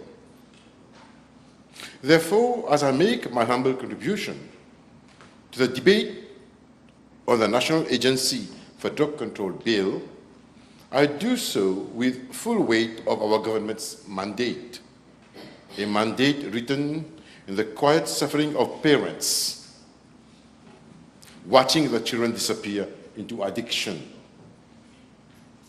in the frustrated dedication of police officers whose arrests led nowhere, in the fading dreams of young people who deserved better protection from this scourge from a more responsible government. Madam Speaker, this is not an instance of coup d'etat. We go back to our manifest itself. If I may, Madam Speaker, refer to page 56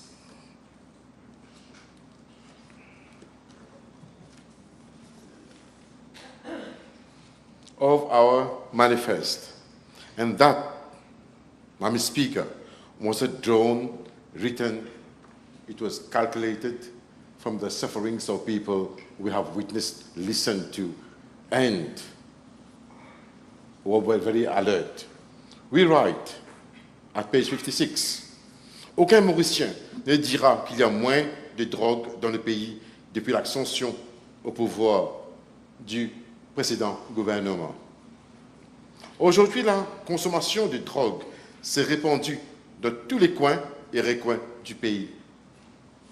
Cette situation a, selon de nombreux observateurs, aussi occasionné une recrudescence des vols et d'autres crimes dans le pays. Les combats contre le trafic et la consommation de drogue sera une des grandes priorités de notre gouvernement. Il faut absolument mettre fin à la souffrance des familles et de la société en général. Ce combat, sans relâche, sera accompagné d'une politique d'aide à l'élimination de la dépendance sur les drogues, néfaste à la société, à la santé de nos jeunes et à leur avenir. Madam Speaker, we started there and then, while we started our fight against an irresponsible government taking our youth to the dead end with this evil of drugs. We didn't stop there. We go even further. Our government program presented by the President of this country, His Excellency, spoke lengthily, and he went to page 28, paragraph 56. where he mentioned in clear lines the following words, Madam Speaker: the fight against drug trafficking and use will be one of the major priorities of the government. Additional resources will be provided to the police to increase its capacity to deal more efficiently with drug trafficking and related issues. Government will adopt bold measures to end the suffering of families and society in general as a result of the significant increases in drug trafficking over the last few years and the breakdown in law and order. Madam Speaker, therefore, what the Honourable Prime Minister has presented to this August Assembly, to the House, is not a surprise in any way. It is something that this government has a duty, has a solemn duty to answer to the needs of our youth, our future, the suffering families, and the people together in this battle, in this fight. Madam Speaker, the recent electoral landslide victory that brought this government to power was in many ways a referendum on the failure to protect our citizens from the scourge of drugs. While the previous government commissioned inquiries and produced reports, including the notable commission inquiry on drugs, the harsh reality is that most recommendations gathered dust on shelves, while our communities, our families, our children continued to suffer.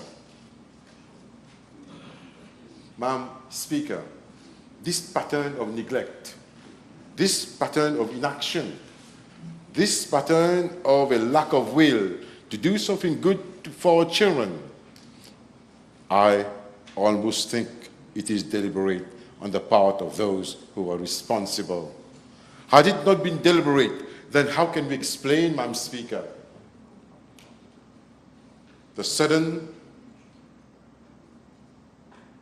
discontinuation of a system which was working, as mentioned by the leader of the opposition himself, Natreza? Overnight, that whole institution was closed down. Overnight, there was nowhere for our children, our youth, the people suffering from drugs, from drug abuse, to go. They were left dismayed. They were left without help. But then again, was that also deliberate in the hands of responsible people? Because had those people addicted to drugs had nowhere to go, who they would turn to? Supply and demand. The higher the demand, the better the supply. Did we not witness this as well? We have heard many times from Honorable Anil Bechu. We have heard how from Viren Perumal to Franklin, to Tractopelle, to Mont-Saint-Bret-de-Sons, and what so to mention. These people, in their turn, in their guts, thought they were fighting against drugs. And what did they do? At the end of that fight, the people of this nation thought they had some hope when they had the striking team, when they had a group of people identified by the then Prime Minister as the group chosen to fight against drugs. And what then happened?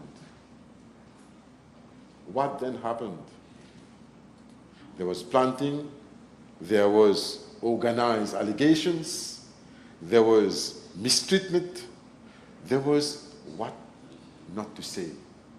But I have one thing to say to the gentleman who was responsible of that team. I shall not take his name. My dear friend, you also have hope. Because this government is acting responsibly.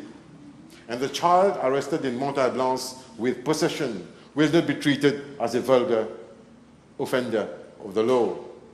He will be given his chance to be rehabilitated through this law. He will be given his chance to be reinserted through this law. He'll be given his chance to be reaccepted by the society through this law. Madam Speaker, allow me please to refer to the experience as gathered at the bench.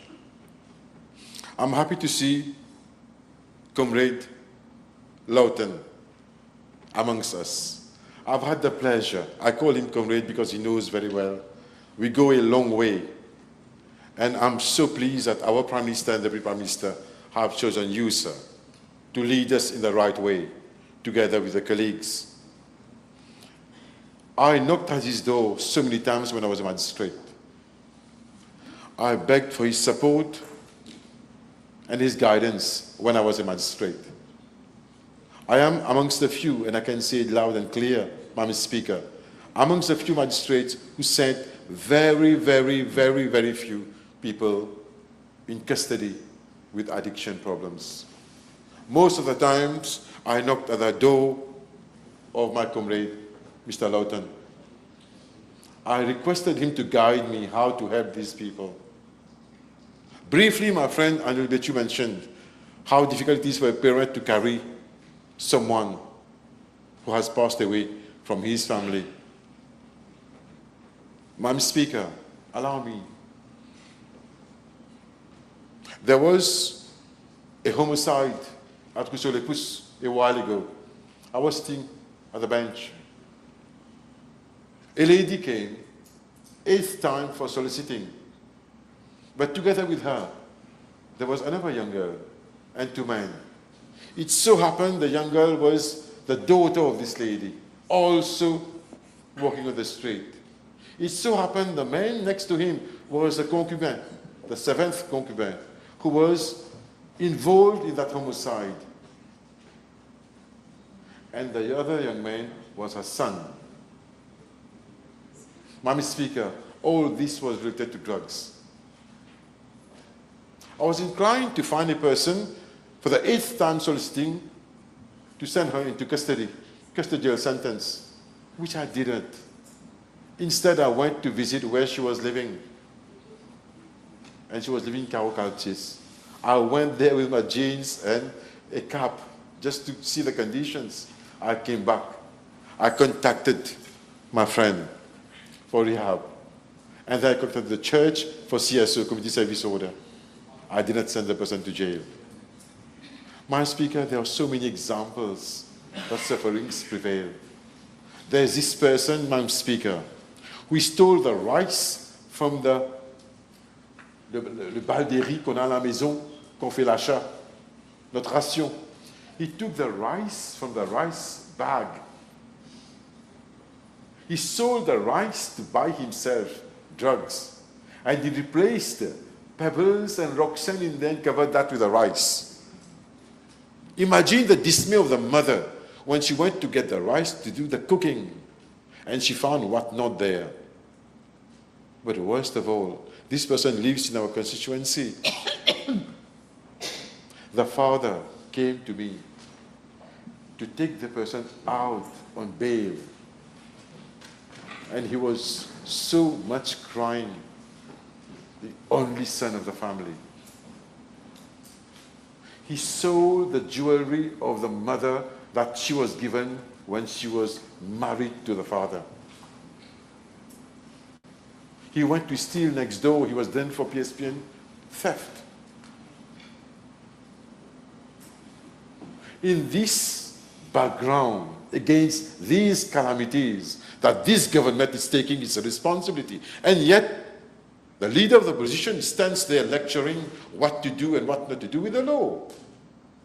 I was sitting here patiently waiting. Quand les dire qu'on met CWA, papa?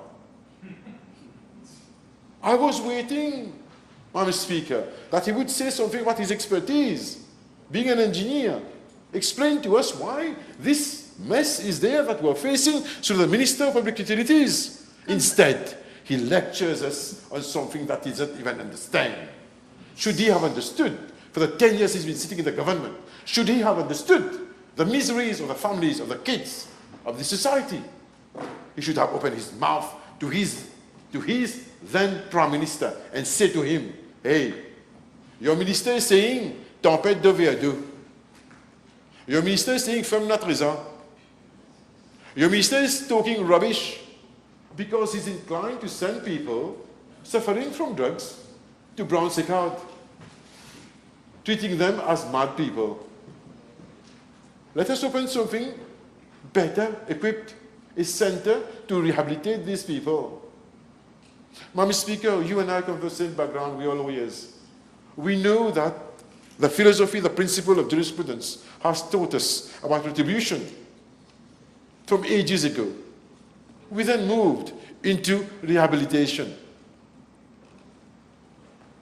Some jurisdictions have gone into restitution already. I pray that our jurisdiction goes further into redemption. These 3 R's will dictate the future of our youngs, of our people, of the future of our country. In the capable hands of these competent people, we spent a lifetime fighting against the evil side of drug abuse.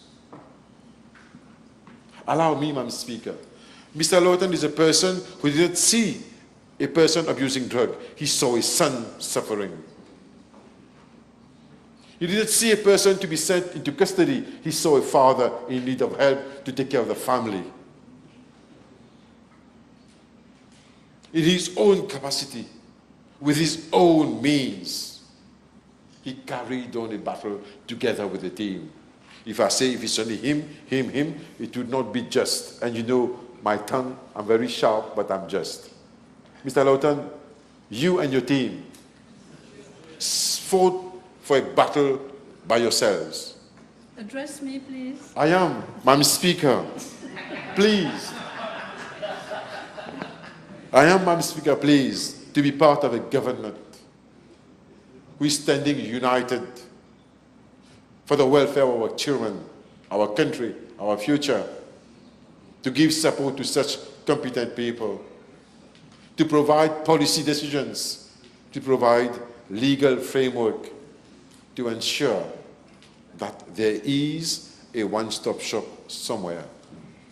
I don't know which part of the law the leader opposition read to say that this NADC is going to substitute itself to the police or the MOE.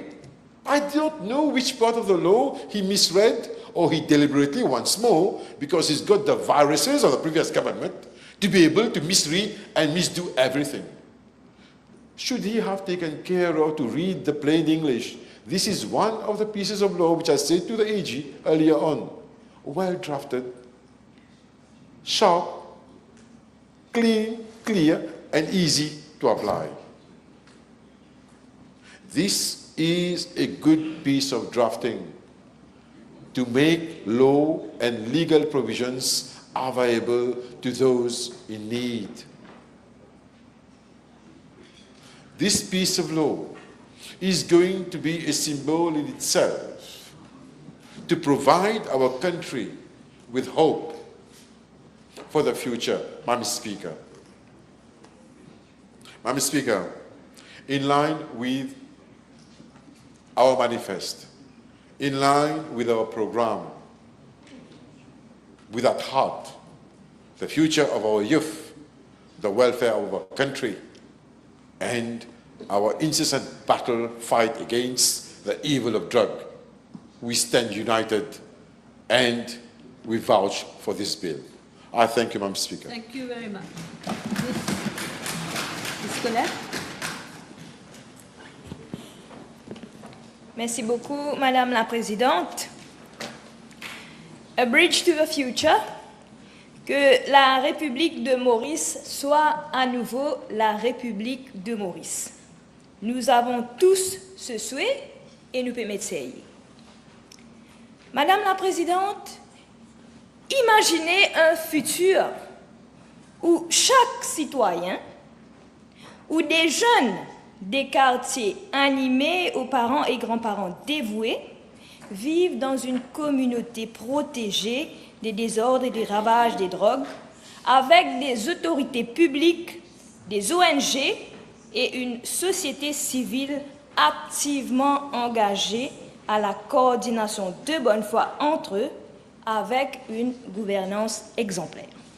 Imaginez un futur où les vies ne sont plus définies par des dépendances, mais par des opportunités de empowerment, coming clean, staying clean, dans une société saine. Consommons des fruits et légumes et non des drogues illicites.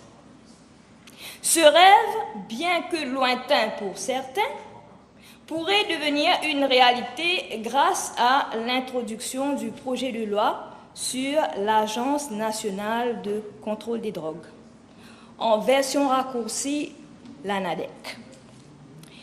Il est clair que parmi les grandes priorités du gouvernement actuel, comme annoncé dans le programme gouvernemental 2025-2029, l'une des priorités majeures de ce gouvernement est la mesure contre ce fléau national qui est le trafic, l'usage et l'abus de drogue. La drogue, Madame la Présidente, est définie dans ce projet de loi comme étant une substance naturelle ou synthétique, licite ou illicite. La lutte contre les drogues à travers la République de Maurice dépasse les simples chiffres et les débats politiques. C'est une lutte pour des vies, pour la sécurité mentale et physique des familles, pour une jeunesse qui mérite mieux qu'un avenir brisé par-dessus des dommages psychologiques. Partout à travers la République, des parents pleurent leurs enfants, des quartiers voient leur lumière s'éteindre et des destins prometteurs sont balayés par une dépendance implacable, des hallucinations, des violences, des troubles mentaux, enfants viennent zombies avec zombies, Crystal Meth est le nouveau bijou de la tentation, ou Black Mamba, on croirait que c'est une danse performance de K-pop, est-ce pas? Pourquoi de tels noms de drogue? Sûrement pour expliquer leur effet dans le corps de ceux qui en abusent. Madame la Présidente, la 7e Assemblée, avec nos prédécesseurs, avait commandité un National Drug Control Master Plan 2019-2023. À la page 8 du National Drug Control Master Plan 2019-2023, si vous me permettez de reprendre un extrait dans cette Assemblée, Madame la Présidente, je cite, « The island of Rodrigues, being part of the Republic of Mauritius, is included in this master plan. While it is understood that the severity of drug use and trafficking is limited, relevant necessary actions as defined in the log frame will be undertaken to protect health and combat drug-related crime. According to ADSU reports, cannabis is the main drug used in Rodrigues. It is cultivated and distributed throughout the island. A few cases of use of heroin and synthetic drugs have also been reported. Fin de citation. Madame la Présidente, au moment où ce plan directeur était développé pour la période 2019-2023, bien que l'on comprenait que la gravité de la consommation et du trafic de drogue était limitée, on préconisait que les actions nécessaires définies dans le cadre logique allaient être mises en œuvre pour protéger la santé et lutter contre la criminalité liée aux drogues. Selon les rapports de l'ADSU de l'époque, le cannabis était la principale drogue consommée à Rodrigue. Il était cultivé et distribué à travers l'île. Quelques cas de consommation d'héroïne et de drogues synthétiques étaient également signalés.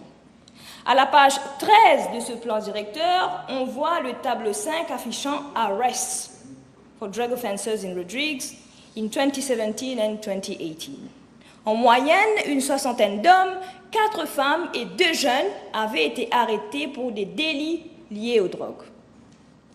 Cette assemblée constaterait, Madame la Présidente, que Rodrigue, longtemps vierge et préservée, Rodrigue sent désormais le poids d'une autre réalité. Et chaque jour, la détresse grandit. Les statistiques à ce jour sont alarmantes. Nous ne pouvons plus détourner le regard. Plusieurs villages bien fréquentés, des écoles, plus précisément 2 collèges pour le moment, et plusieurs familles sont touchées par les fléaux de la drogue et les conséquences directes et indirectes. Les dealers, les marchands de drogue s'infiltrent.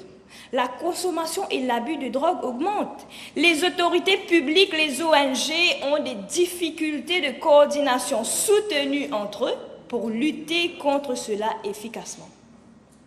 Certains ONG, tels Crack Antidrogue, figurent comme associations engagées activement dans la prévention.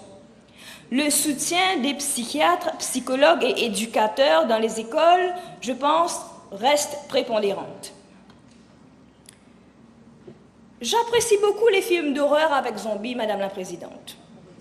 Toutefois, moi, et je pense cette Assemblée aussi, avec nos collègues, nous ne souhaitons pas voir des transformations en zombies dans nos îles. Nous ne voulons pas de cartels contrôlant les marchés illégaux. Nous ne voulons pas de Martin criant polico-crapaud quand il y a des landings. Nous ne voulons pas de décès dus à des overdoses. Nous ne voulons pas de récidive de ceux ayant déjà été dans l'hyène.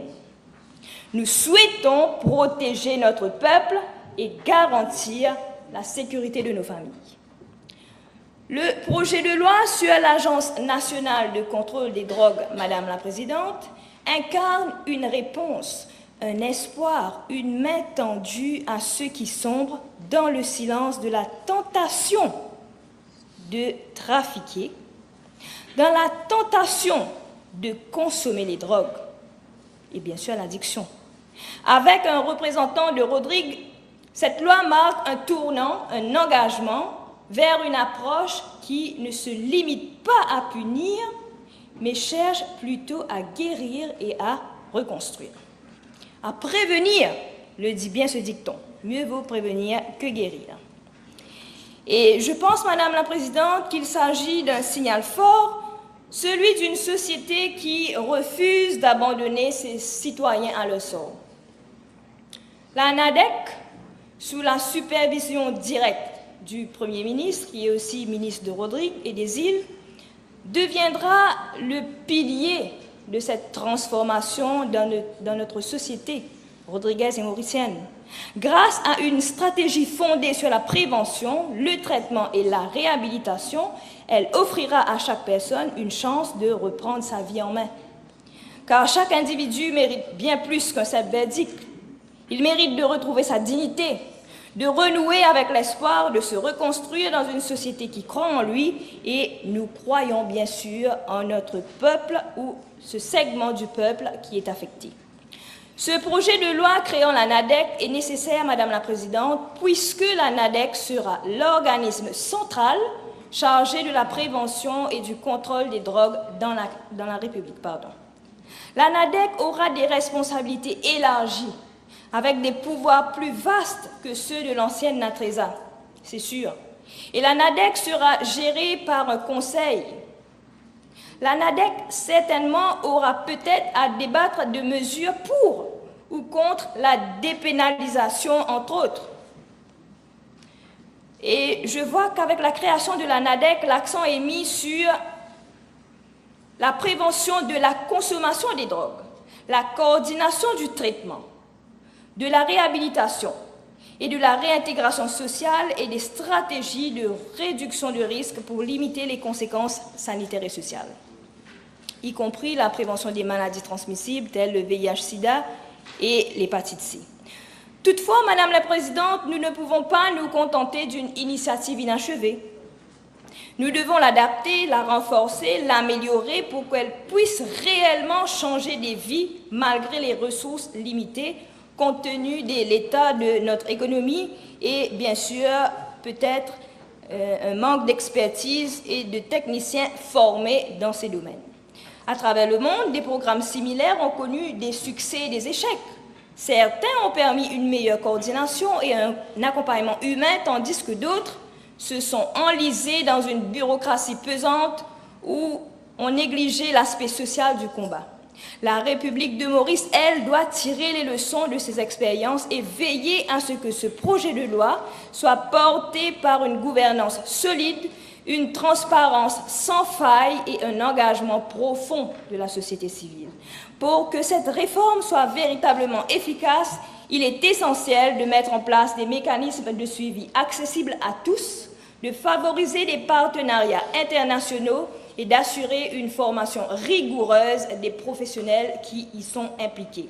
Surtout, nous devons faire de cette lutte un combat collectif, Madame la Présidente, car aucune loi, aussi bien pensée soit-elle, ne peut fonctionner sans l'implication des citoyens, des communautés, des familles, en gros, du peuple. Nous sommes à un tournant, nous avons l'occasion de prouver que nous sommes capables de nous unir pour offrir à notre peuple un avenir qui ne soit pas marqué par l'angoisse et la souffrance liée directement ou indirectement aux drogues.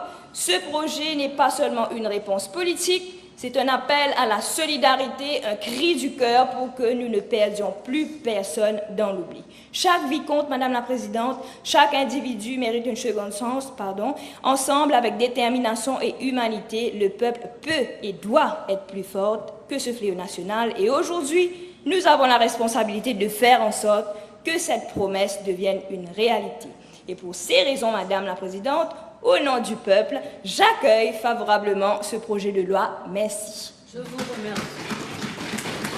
Monsieur le ministre Boudel.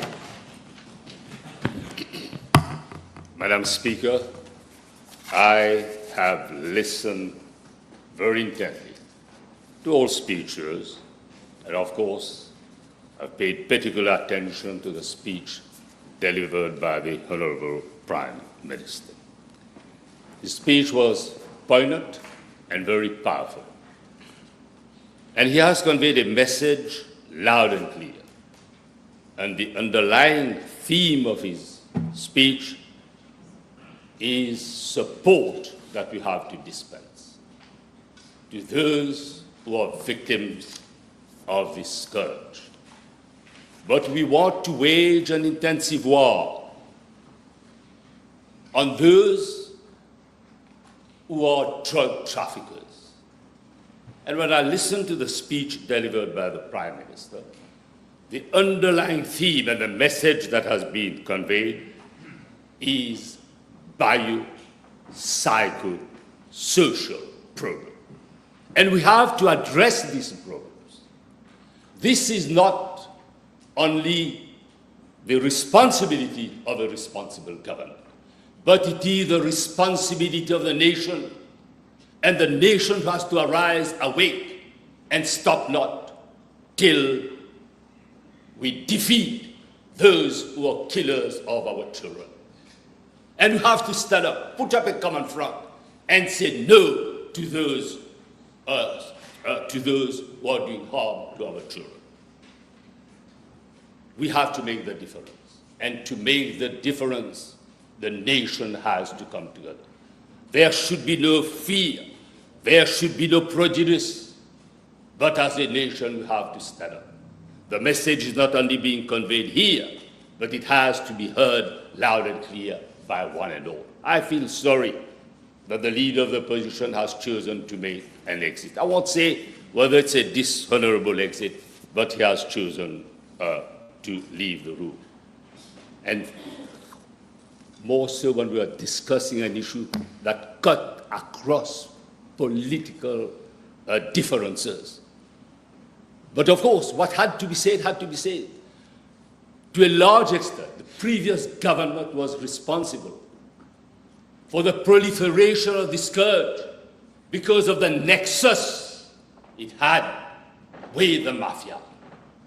Under the previous regime, Mafia ruled the waves. But we are saying the tide will not rise. It will be low tide. And we are going to be forceful. We are going to mobilize all our resources to ward off threats from those who think they can disrupt our social life. And this bill There are some people who say that yet another bill. No, the bill before the House is not just another bill. It is a bill with broad ideas. It is a bill which has been prepared after wide discussion at the bar of public opinion. It is a bill which has taken on board input from all stakeholders. And there are lessons, and lessons have been learned and drawn from the experience of the National Agency for the Treatment and Rehabilitation of Substance Abusers. We as a government, I've said it and I will reinforce what I've said. We are resolute and determined to weed out the worst scourge faced by the nation. And when I look at the provisions of the bill, notwithstanding Clause 4, the Commission will be chaired by the Prime Minister. And it's the strong signals which are being conveyed. Prime Minister is not only first amongst the equals, together with the Deputy Prime Minister, decisions will be taken to ward off those threats and to tell those who are killers, those who are maiming our children, that we are going to make the difference and we are warning them to stay away. And we will see to it, and I will come to that at a later stage when I will talk on the importance and relevance of the Financial Anti-Money Laundering Act. So, what is the relevance of this commission being chaired by the Prime Minister? He will engage with the public through advocacy and awareness campaign, highlighting the risks of medication misuse and promoting informed healthcare choices. And the keywords have been highlighted by all of us. The keywords are demand reduction and supply reduction. And there are provisions made for the setting up of this National Drug Agency Control Commission. But I will draw attention to 4F, that progress will be made, will be monitored by drug departments through the setting up of performance indicators. And it reminds us of the relevance and importance of pharmacovigilance. I will come to section 8.1a, subsection 2, 1a, 2, where it is stated unequivocally that for the National Agency for Drug Control to attain its objective, and I quote, it shall coordinate and facilitate efforts at national level toward the implementation of National Drug Control Master Plan and the National Action Plan for HIV and AIDS and any other drug control strategy. Yes, a report has been submitted. An action plan has been submitted. But if there was seriousness of purpose, if there was willingness on the part of the previous government to be aggressive, to wage war intensively against the mafia, against the drug traffickers, they would have sent this action plan to the different ministries. That plan would have been costed. But we have given commitment that there will be implementation of the action plan, of the action plan and the master plan. But not only are we giving commitment, but we will mobilize our resources to implement the National Drug Control Master Plan. There is seriousness of purpose. And Prime Minister has seen to it that there are provisions in the bill in relation to action plan and National Drug Control Master Plan. But not only are we determined and totally committed, I expect our foreign scientific lab, I hope that the foreign scientific lab will not let us down. It has all the reagents and the up-to-date equipment to conduct tests. and I hope I don't hear of false positive tests or false negative results. The lab is here to serve, and it has to deliver specific results.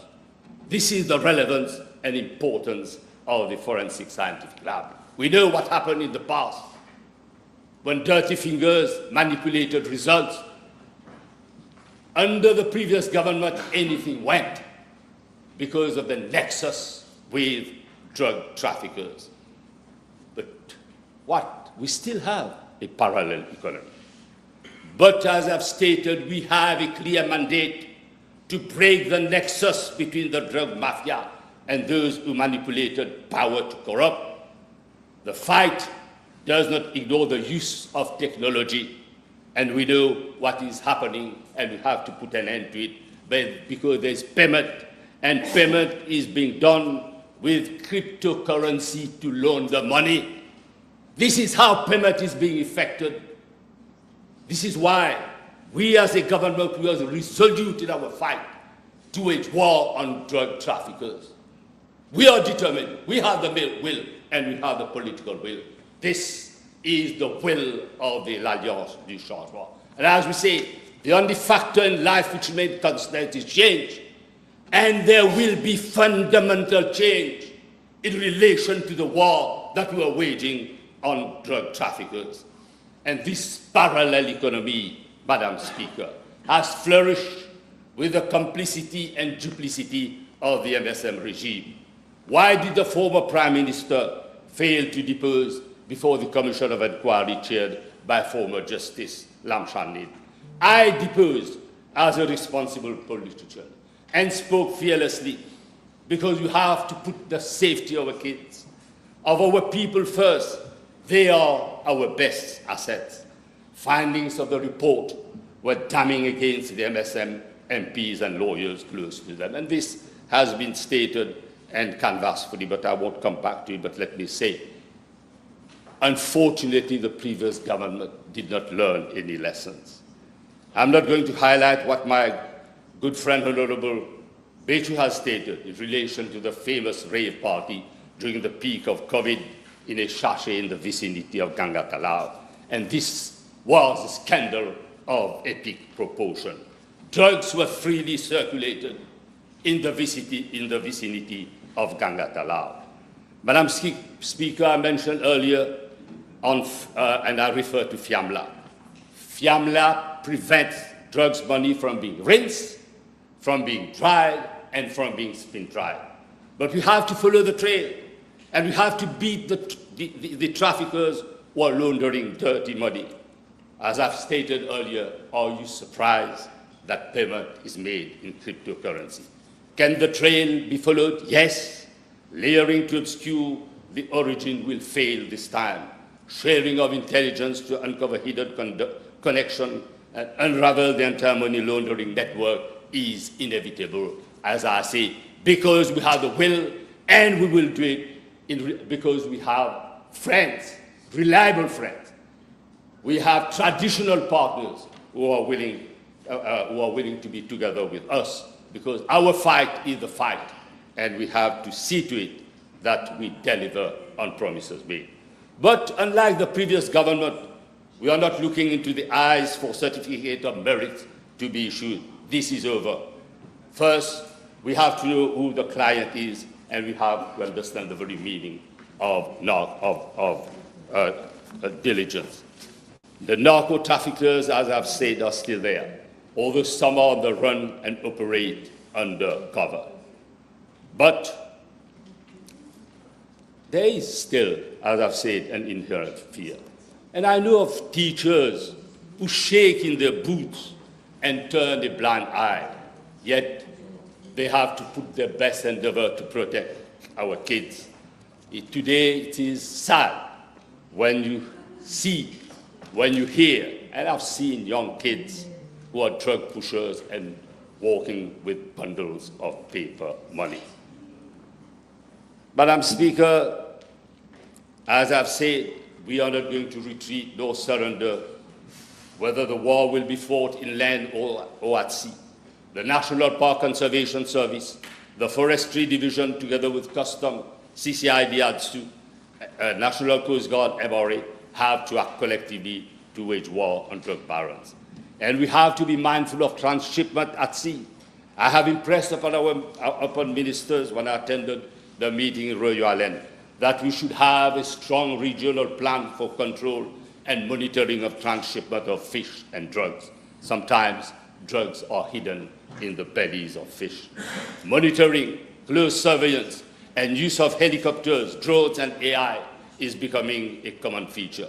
Copernicus and other satellite agencies can say with precision the location of fish trawlers sometimes involved in drug trafficking, even if control, monitoring, and surveillance is switched off.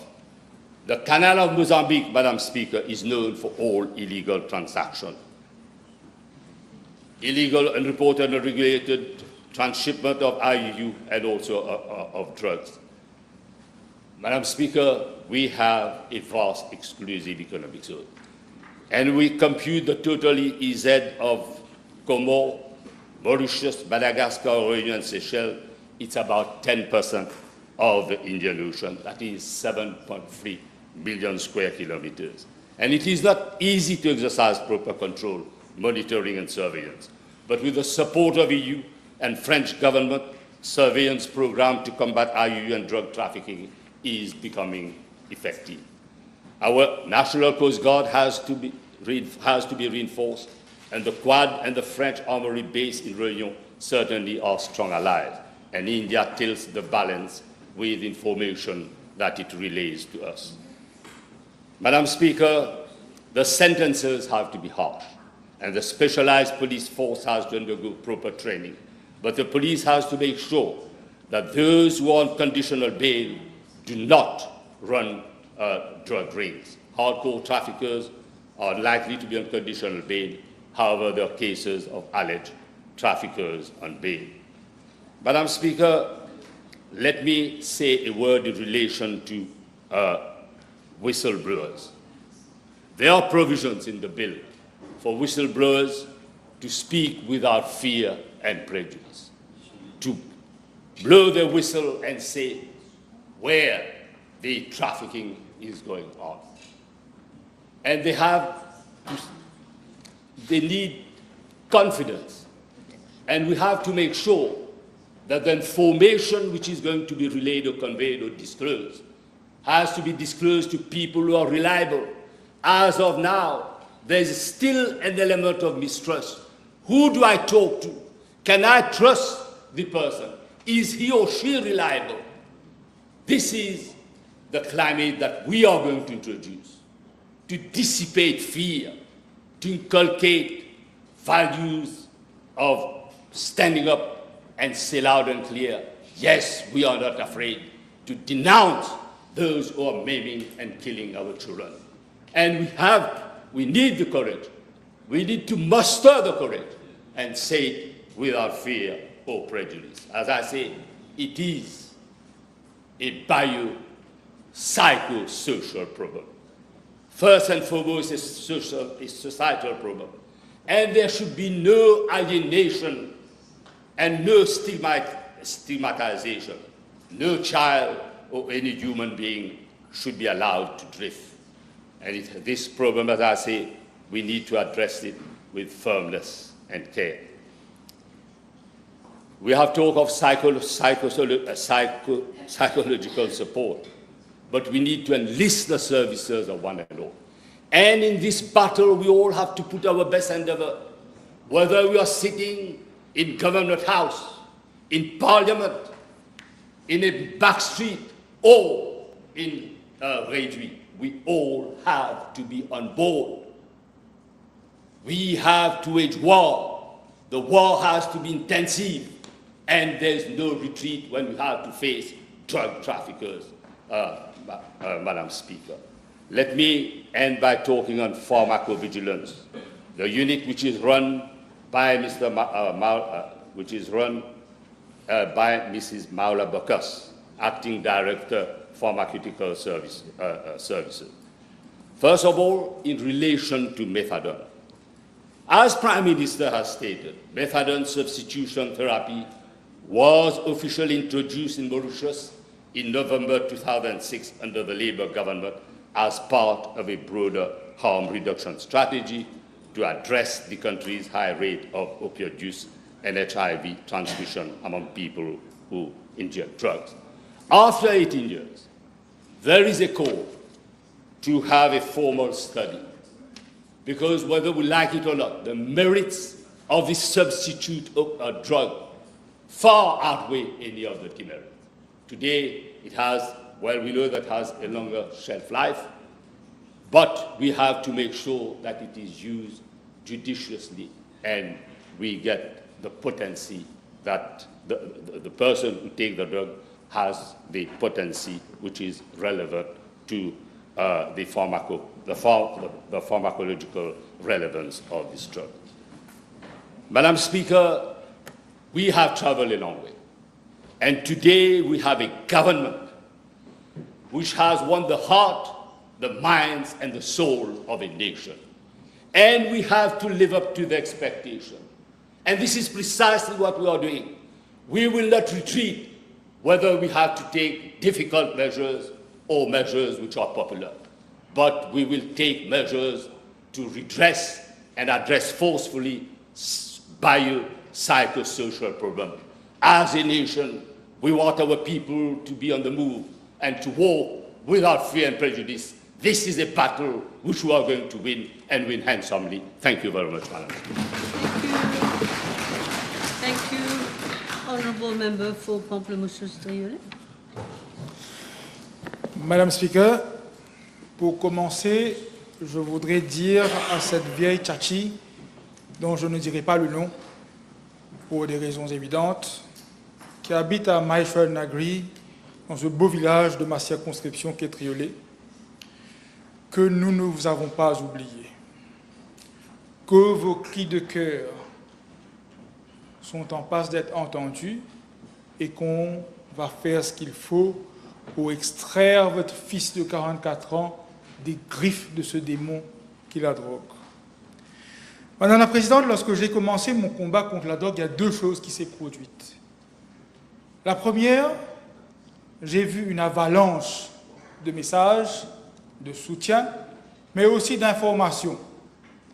Et là, je me suis demandé pourquoi ces braves gens étaient disposés à venir me donner d'informations alors qu'il y avait la police.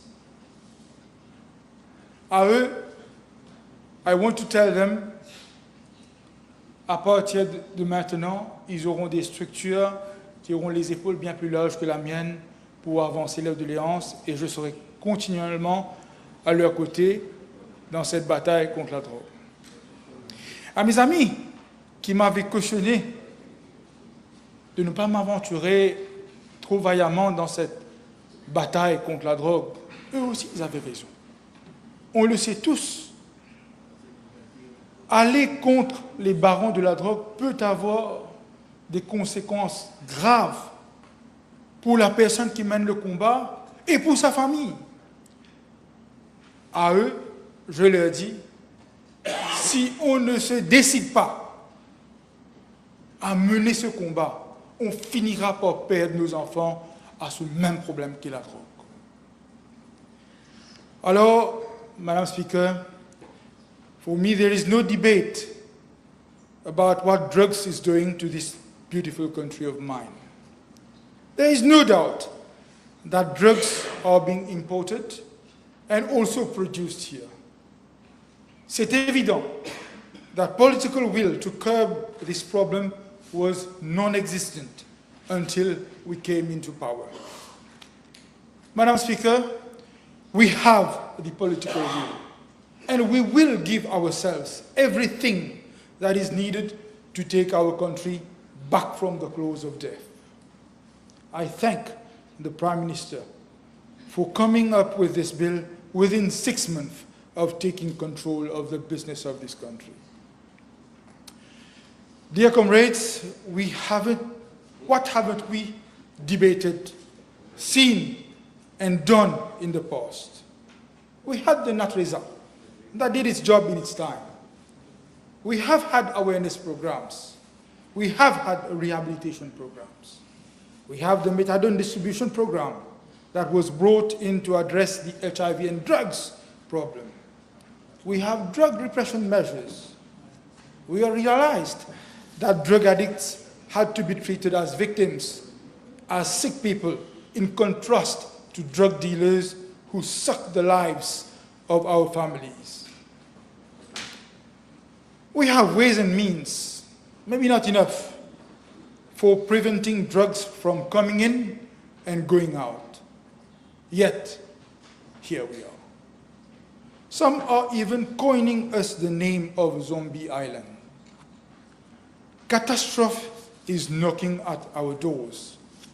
And I'm not afraid to say that this did not start on the 11th of November 2024.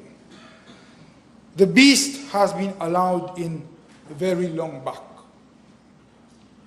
Our people have got very simple questions. Why is it so hard to stop this problem of drugs?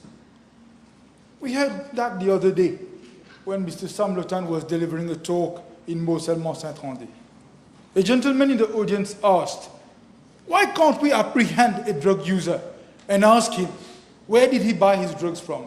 And then we climb the chain to reach the big boss. I must say, Mr. Lotan gave him a very diplomatic reply. But we all know that had it been so easy to apprehend drug barons, we wouldn't be sitting here debating this bill. How many times haven't we heard about this refrain of, let's bring capital punishment for the drug dealers? Is it going to be the solution? I don't know. We have seen countries that have introduced or maintained capital punishment, but haven't seen a great decrease in the problem of drugs. Yet there are other countries who have had better success, like Singapore. I may not be the right person to dictate what we need to do about this. But for sure, I will fight for us to have the right people in our institutions to make the right recommendations so that we can all legislate on this matter. The National Agency for Drug Control is the first step of many that will come to create the appropriate structures and legal framework to help us combat the drug issue and other related problems. The issue of drugs is not only a problem of law and order. It is also a social issue, which in my opinion is the main issue, as it tears down families.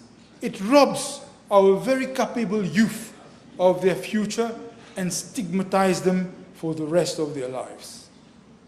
It is also a painful economic problem. It may sound foolish, but haven't we seen bus drivers putting at risk the lives of their passengers? Oh, just being immobilized in the middle of the road whilst they are in trance under the effect of drugs. Haven't we seen people zombified on their motorbikes in broad daylight? It seems that drugs is not something that addicts are hiding anymore, but it is in fact about enslavement, where they have no choice over what they are doing. Having no choice is not a choice. This is the pledge we have taken, to put choice back in the hands of the people, be it in terms of our economy, our health, or social tissue.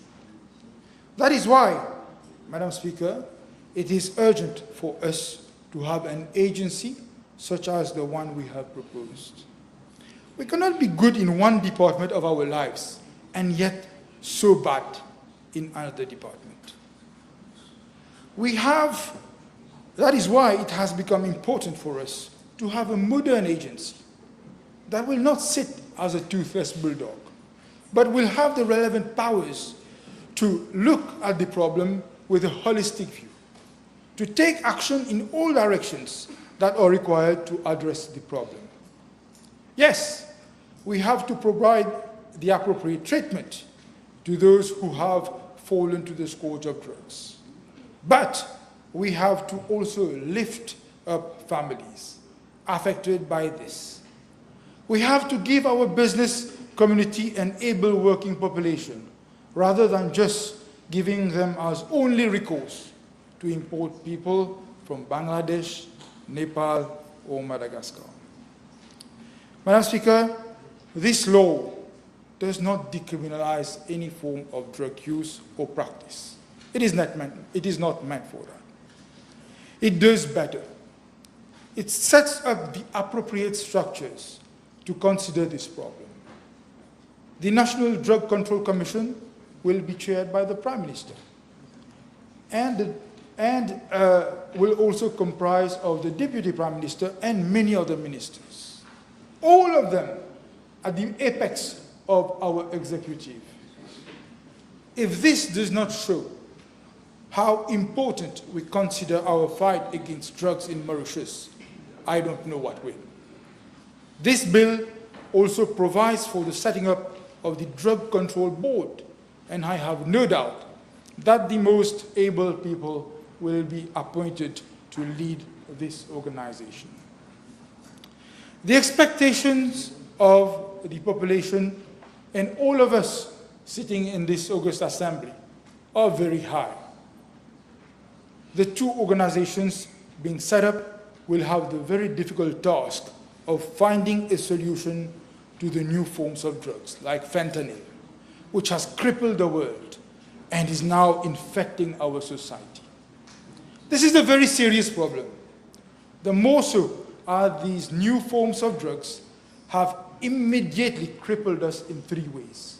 Firstly, they are available at such low prices that even a child attending a primary school can acquire it with their pocket money, let alone a working adult wasting his hard-earned money on a fleeting high. Secondly, these new drugs have also meant that measures like legalizing recreational cannabis would be of no use, as the users of these synthetic drugs cannot use cannabis as a substitute. The reverse may be true, but the price at which synthetic drugs are available will not serve any purpose if we just legalize cannabis. From consultations I have had, I understand that there are also no synthetic substitutes for the new synthetic drugs, and doctors can only treat symptoms. They are treating headaches, nausea, and sleep disorders. Thirdly, the new synthetic drugs can cause sudden death, even for a first-time user. Nowadays, synthetic drugs abusers who are administered methadone treatment are doubling up because they are also taking synthetic drugs. There you are, to the two bodies we are setting up. There lies your problem.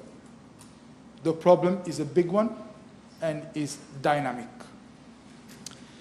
This conclusion seems to echo that we don't have a solution for drug abusers. Indeed, we don't have a magic wand, and there lies the problem. Mais on ne va pas rester les bras croisés. S'il y a une chose, et qu'une seule, qu'on pourrait réaliser jusqu'à la fin de ce mandat, ce serait de redonner le sourire à ces familles perdues à la drogue.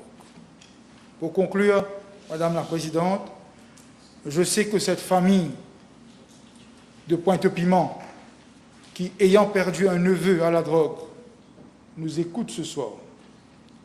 Cette famille, unanimement, n'avait qu'une demande à nous formuler, celle de casser les reins des barons de la drogue. À eux, je voudrais leur dire, voici le premier pas. Madame la Présidente, j'ai dit. Merci beaucoup. Ms. Baburam, this will be the last speech before we break, huh? Madame Madam Speaker, it is with a deep sense of responsibility, but also with great hope that I rise today to contribute to the debate on the National Agency for Drug Control Bill. This bill, if implemented with sincerity and seriousness that it deserves, will be remembered as a pivotal moment in our nation's fight against one of the most corrosive plagues of our society: drug abuse and unchecked empire of illicit trafficking. Allow me first, Madam Speaker, to congratulate the Honourable Prime Minister and the Honourable Deputy Prime Minister for having kept their promises which they made during the elections. The establishment of a national drug agency is not just a political achievement. It is a moral and historical necessity. It shows that this government is not content to rule for today's applause, but is determined to leave a legacy, to build a safe and just future for our emerging generations. This is leadership. This is vision. Madam Speaker, a socialist government worthy of that name must strive for inclusiveness, justice, and equity. These are not just ideological pillars, they are the foundation of a healthy society. But let us not forget the recent past. The previous government, which paraded themselves as Mouvement Socialiste Militant, did the exact opposite. Under their watch, the fabric of society frayed. Thousands of our children, yes, our children, were marginalized. I think we cannot forget and we cannot forgive them for having introduced the 5 credit, imposed this on our children, thus marginalizing thousands of children. They found themselves outside the educational system, a policy that punished the poor, the underprivileged, the voiceless. These children were denied their basic right to dream. And what happened, Madam Speaker? How do we expect these children, these young souls, to earn a living? They could not even rise up the social ladder. The doors of opportunity were slammed shut in their faces. The cost of living soared, and you will see that they created les circonstances propices pour le trafic de drogue. En fin de compte, ils ont créé une clientèle pour la drogue. Et politique de petit copinage flourished. Favoritism, nepotism, while ordinary citizens were struggling to feed their families. Crime rates went up. Our prisons, already creaking under pressure, became overpopulated. And as insecurity gripped our communities, a more insidious danger crept in: synthetic drugs. Il suffit aujourd'hui d'aller sur les réseaux sociaux pour voir des vidéos où les gens sont comme des zombies. And the zombie-like demeanor of those who fell prey to these poisons is something that we cannot ignore. Instead of showing compassion, many of those who use social media are sharing these videos. Are we to condemn these people, or are we to treat them, to give them the treatment, the medical treatment that they need? Young people stripped of hope, wandering like shadows, victims of a system that failed them, while drug barons grew richer, more powerful, and more untouchable. Madam Speaker, how can we call this a democracy? How could we call this a democracy? In a democracy, a government is supposed to make law for its people. But they made law such as the 5 credits to impose this on the children so that they could be marginalized and finally become clients for drug.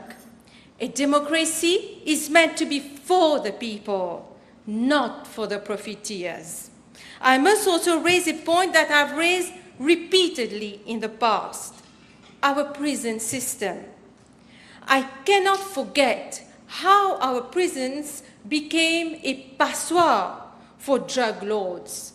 I say this with great concern, not as a mere political rhetoric. I've said it before the press in the past. I've said it before the Commission of Inquiry on Drugs. I saw it myself when I visited prisons while I was at the National Preventive Mechanism Division of the Human Rights Commission. And yet, nothing changed. The same livreur de poissons seen in prisons was also seen on the Wakashio, which, let us not forget, sank in deeply suspicious circumstances. Are we to keep ignoring such coincidences? And what about the tragic, unexplained death of a police constable arrested with drugs at the airport, found dead at the Mocha Detention Center? I would like at this stage to quote what late Mr. Lassemillante, who was the deputy chairperson of that division, the National Preventive Mechanism Division, said in his report. It was on 31st October 2016. These are extracts. The detainee was posted in cell number 14 where the CCTV camera did not work. During my visit, it was reported that the detainee hanged himself by using a towel attached to a tap situated at 3 feet above ground level. This death is suspect. It is difficult for a man of medium height to hang himself with an object situated at merely 3 feet from ground level. We noted that in some cells of the detention center, the CCTV camera system was working. Yet, the accused in an important drugs importation case is detained in one of the cells which cannot be supervised by the CCTV camera, end of quote. This is not just suspicious, this is outrageous. How many more lives must be lost? How many more parents must watch helplessly as their children fall into addiction while those profiting from it dine in luxury? This is why, Madam Speaker, this bill is more than just a legal framework. It is a moral reckoning. I truly trust that this national agency for drug control will be the institution we need to attack this scourge from its roots. We cannot afford to leave the future of our youth in the hands of mafias, cartels, or corrupt networks. Let us empower this agency to act independently without fear or favor.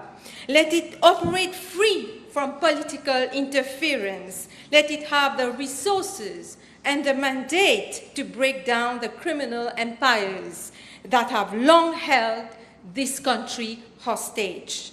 Because today, Madam Speaker, we have something rare and powerful. We have hope. Hope for a society where no child is left behind.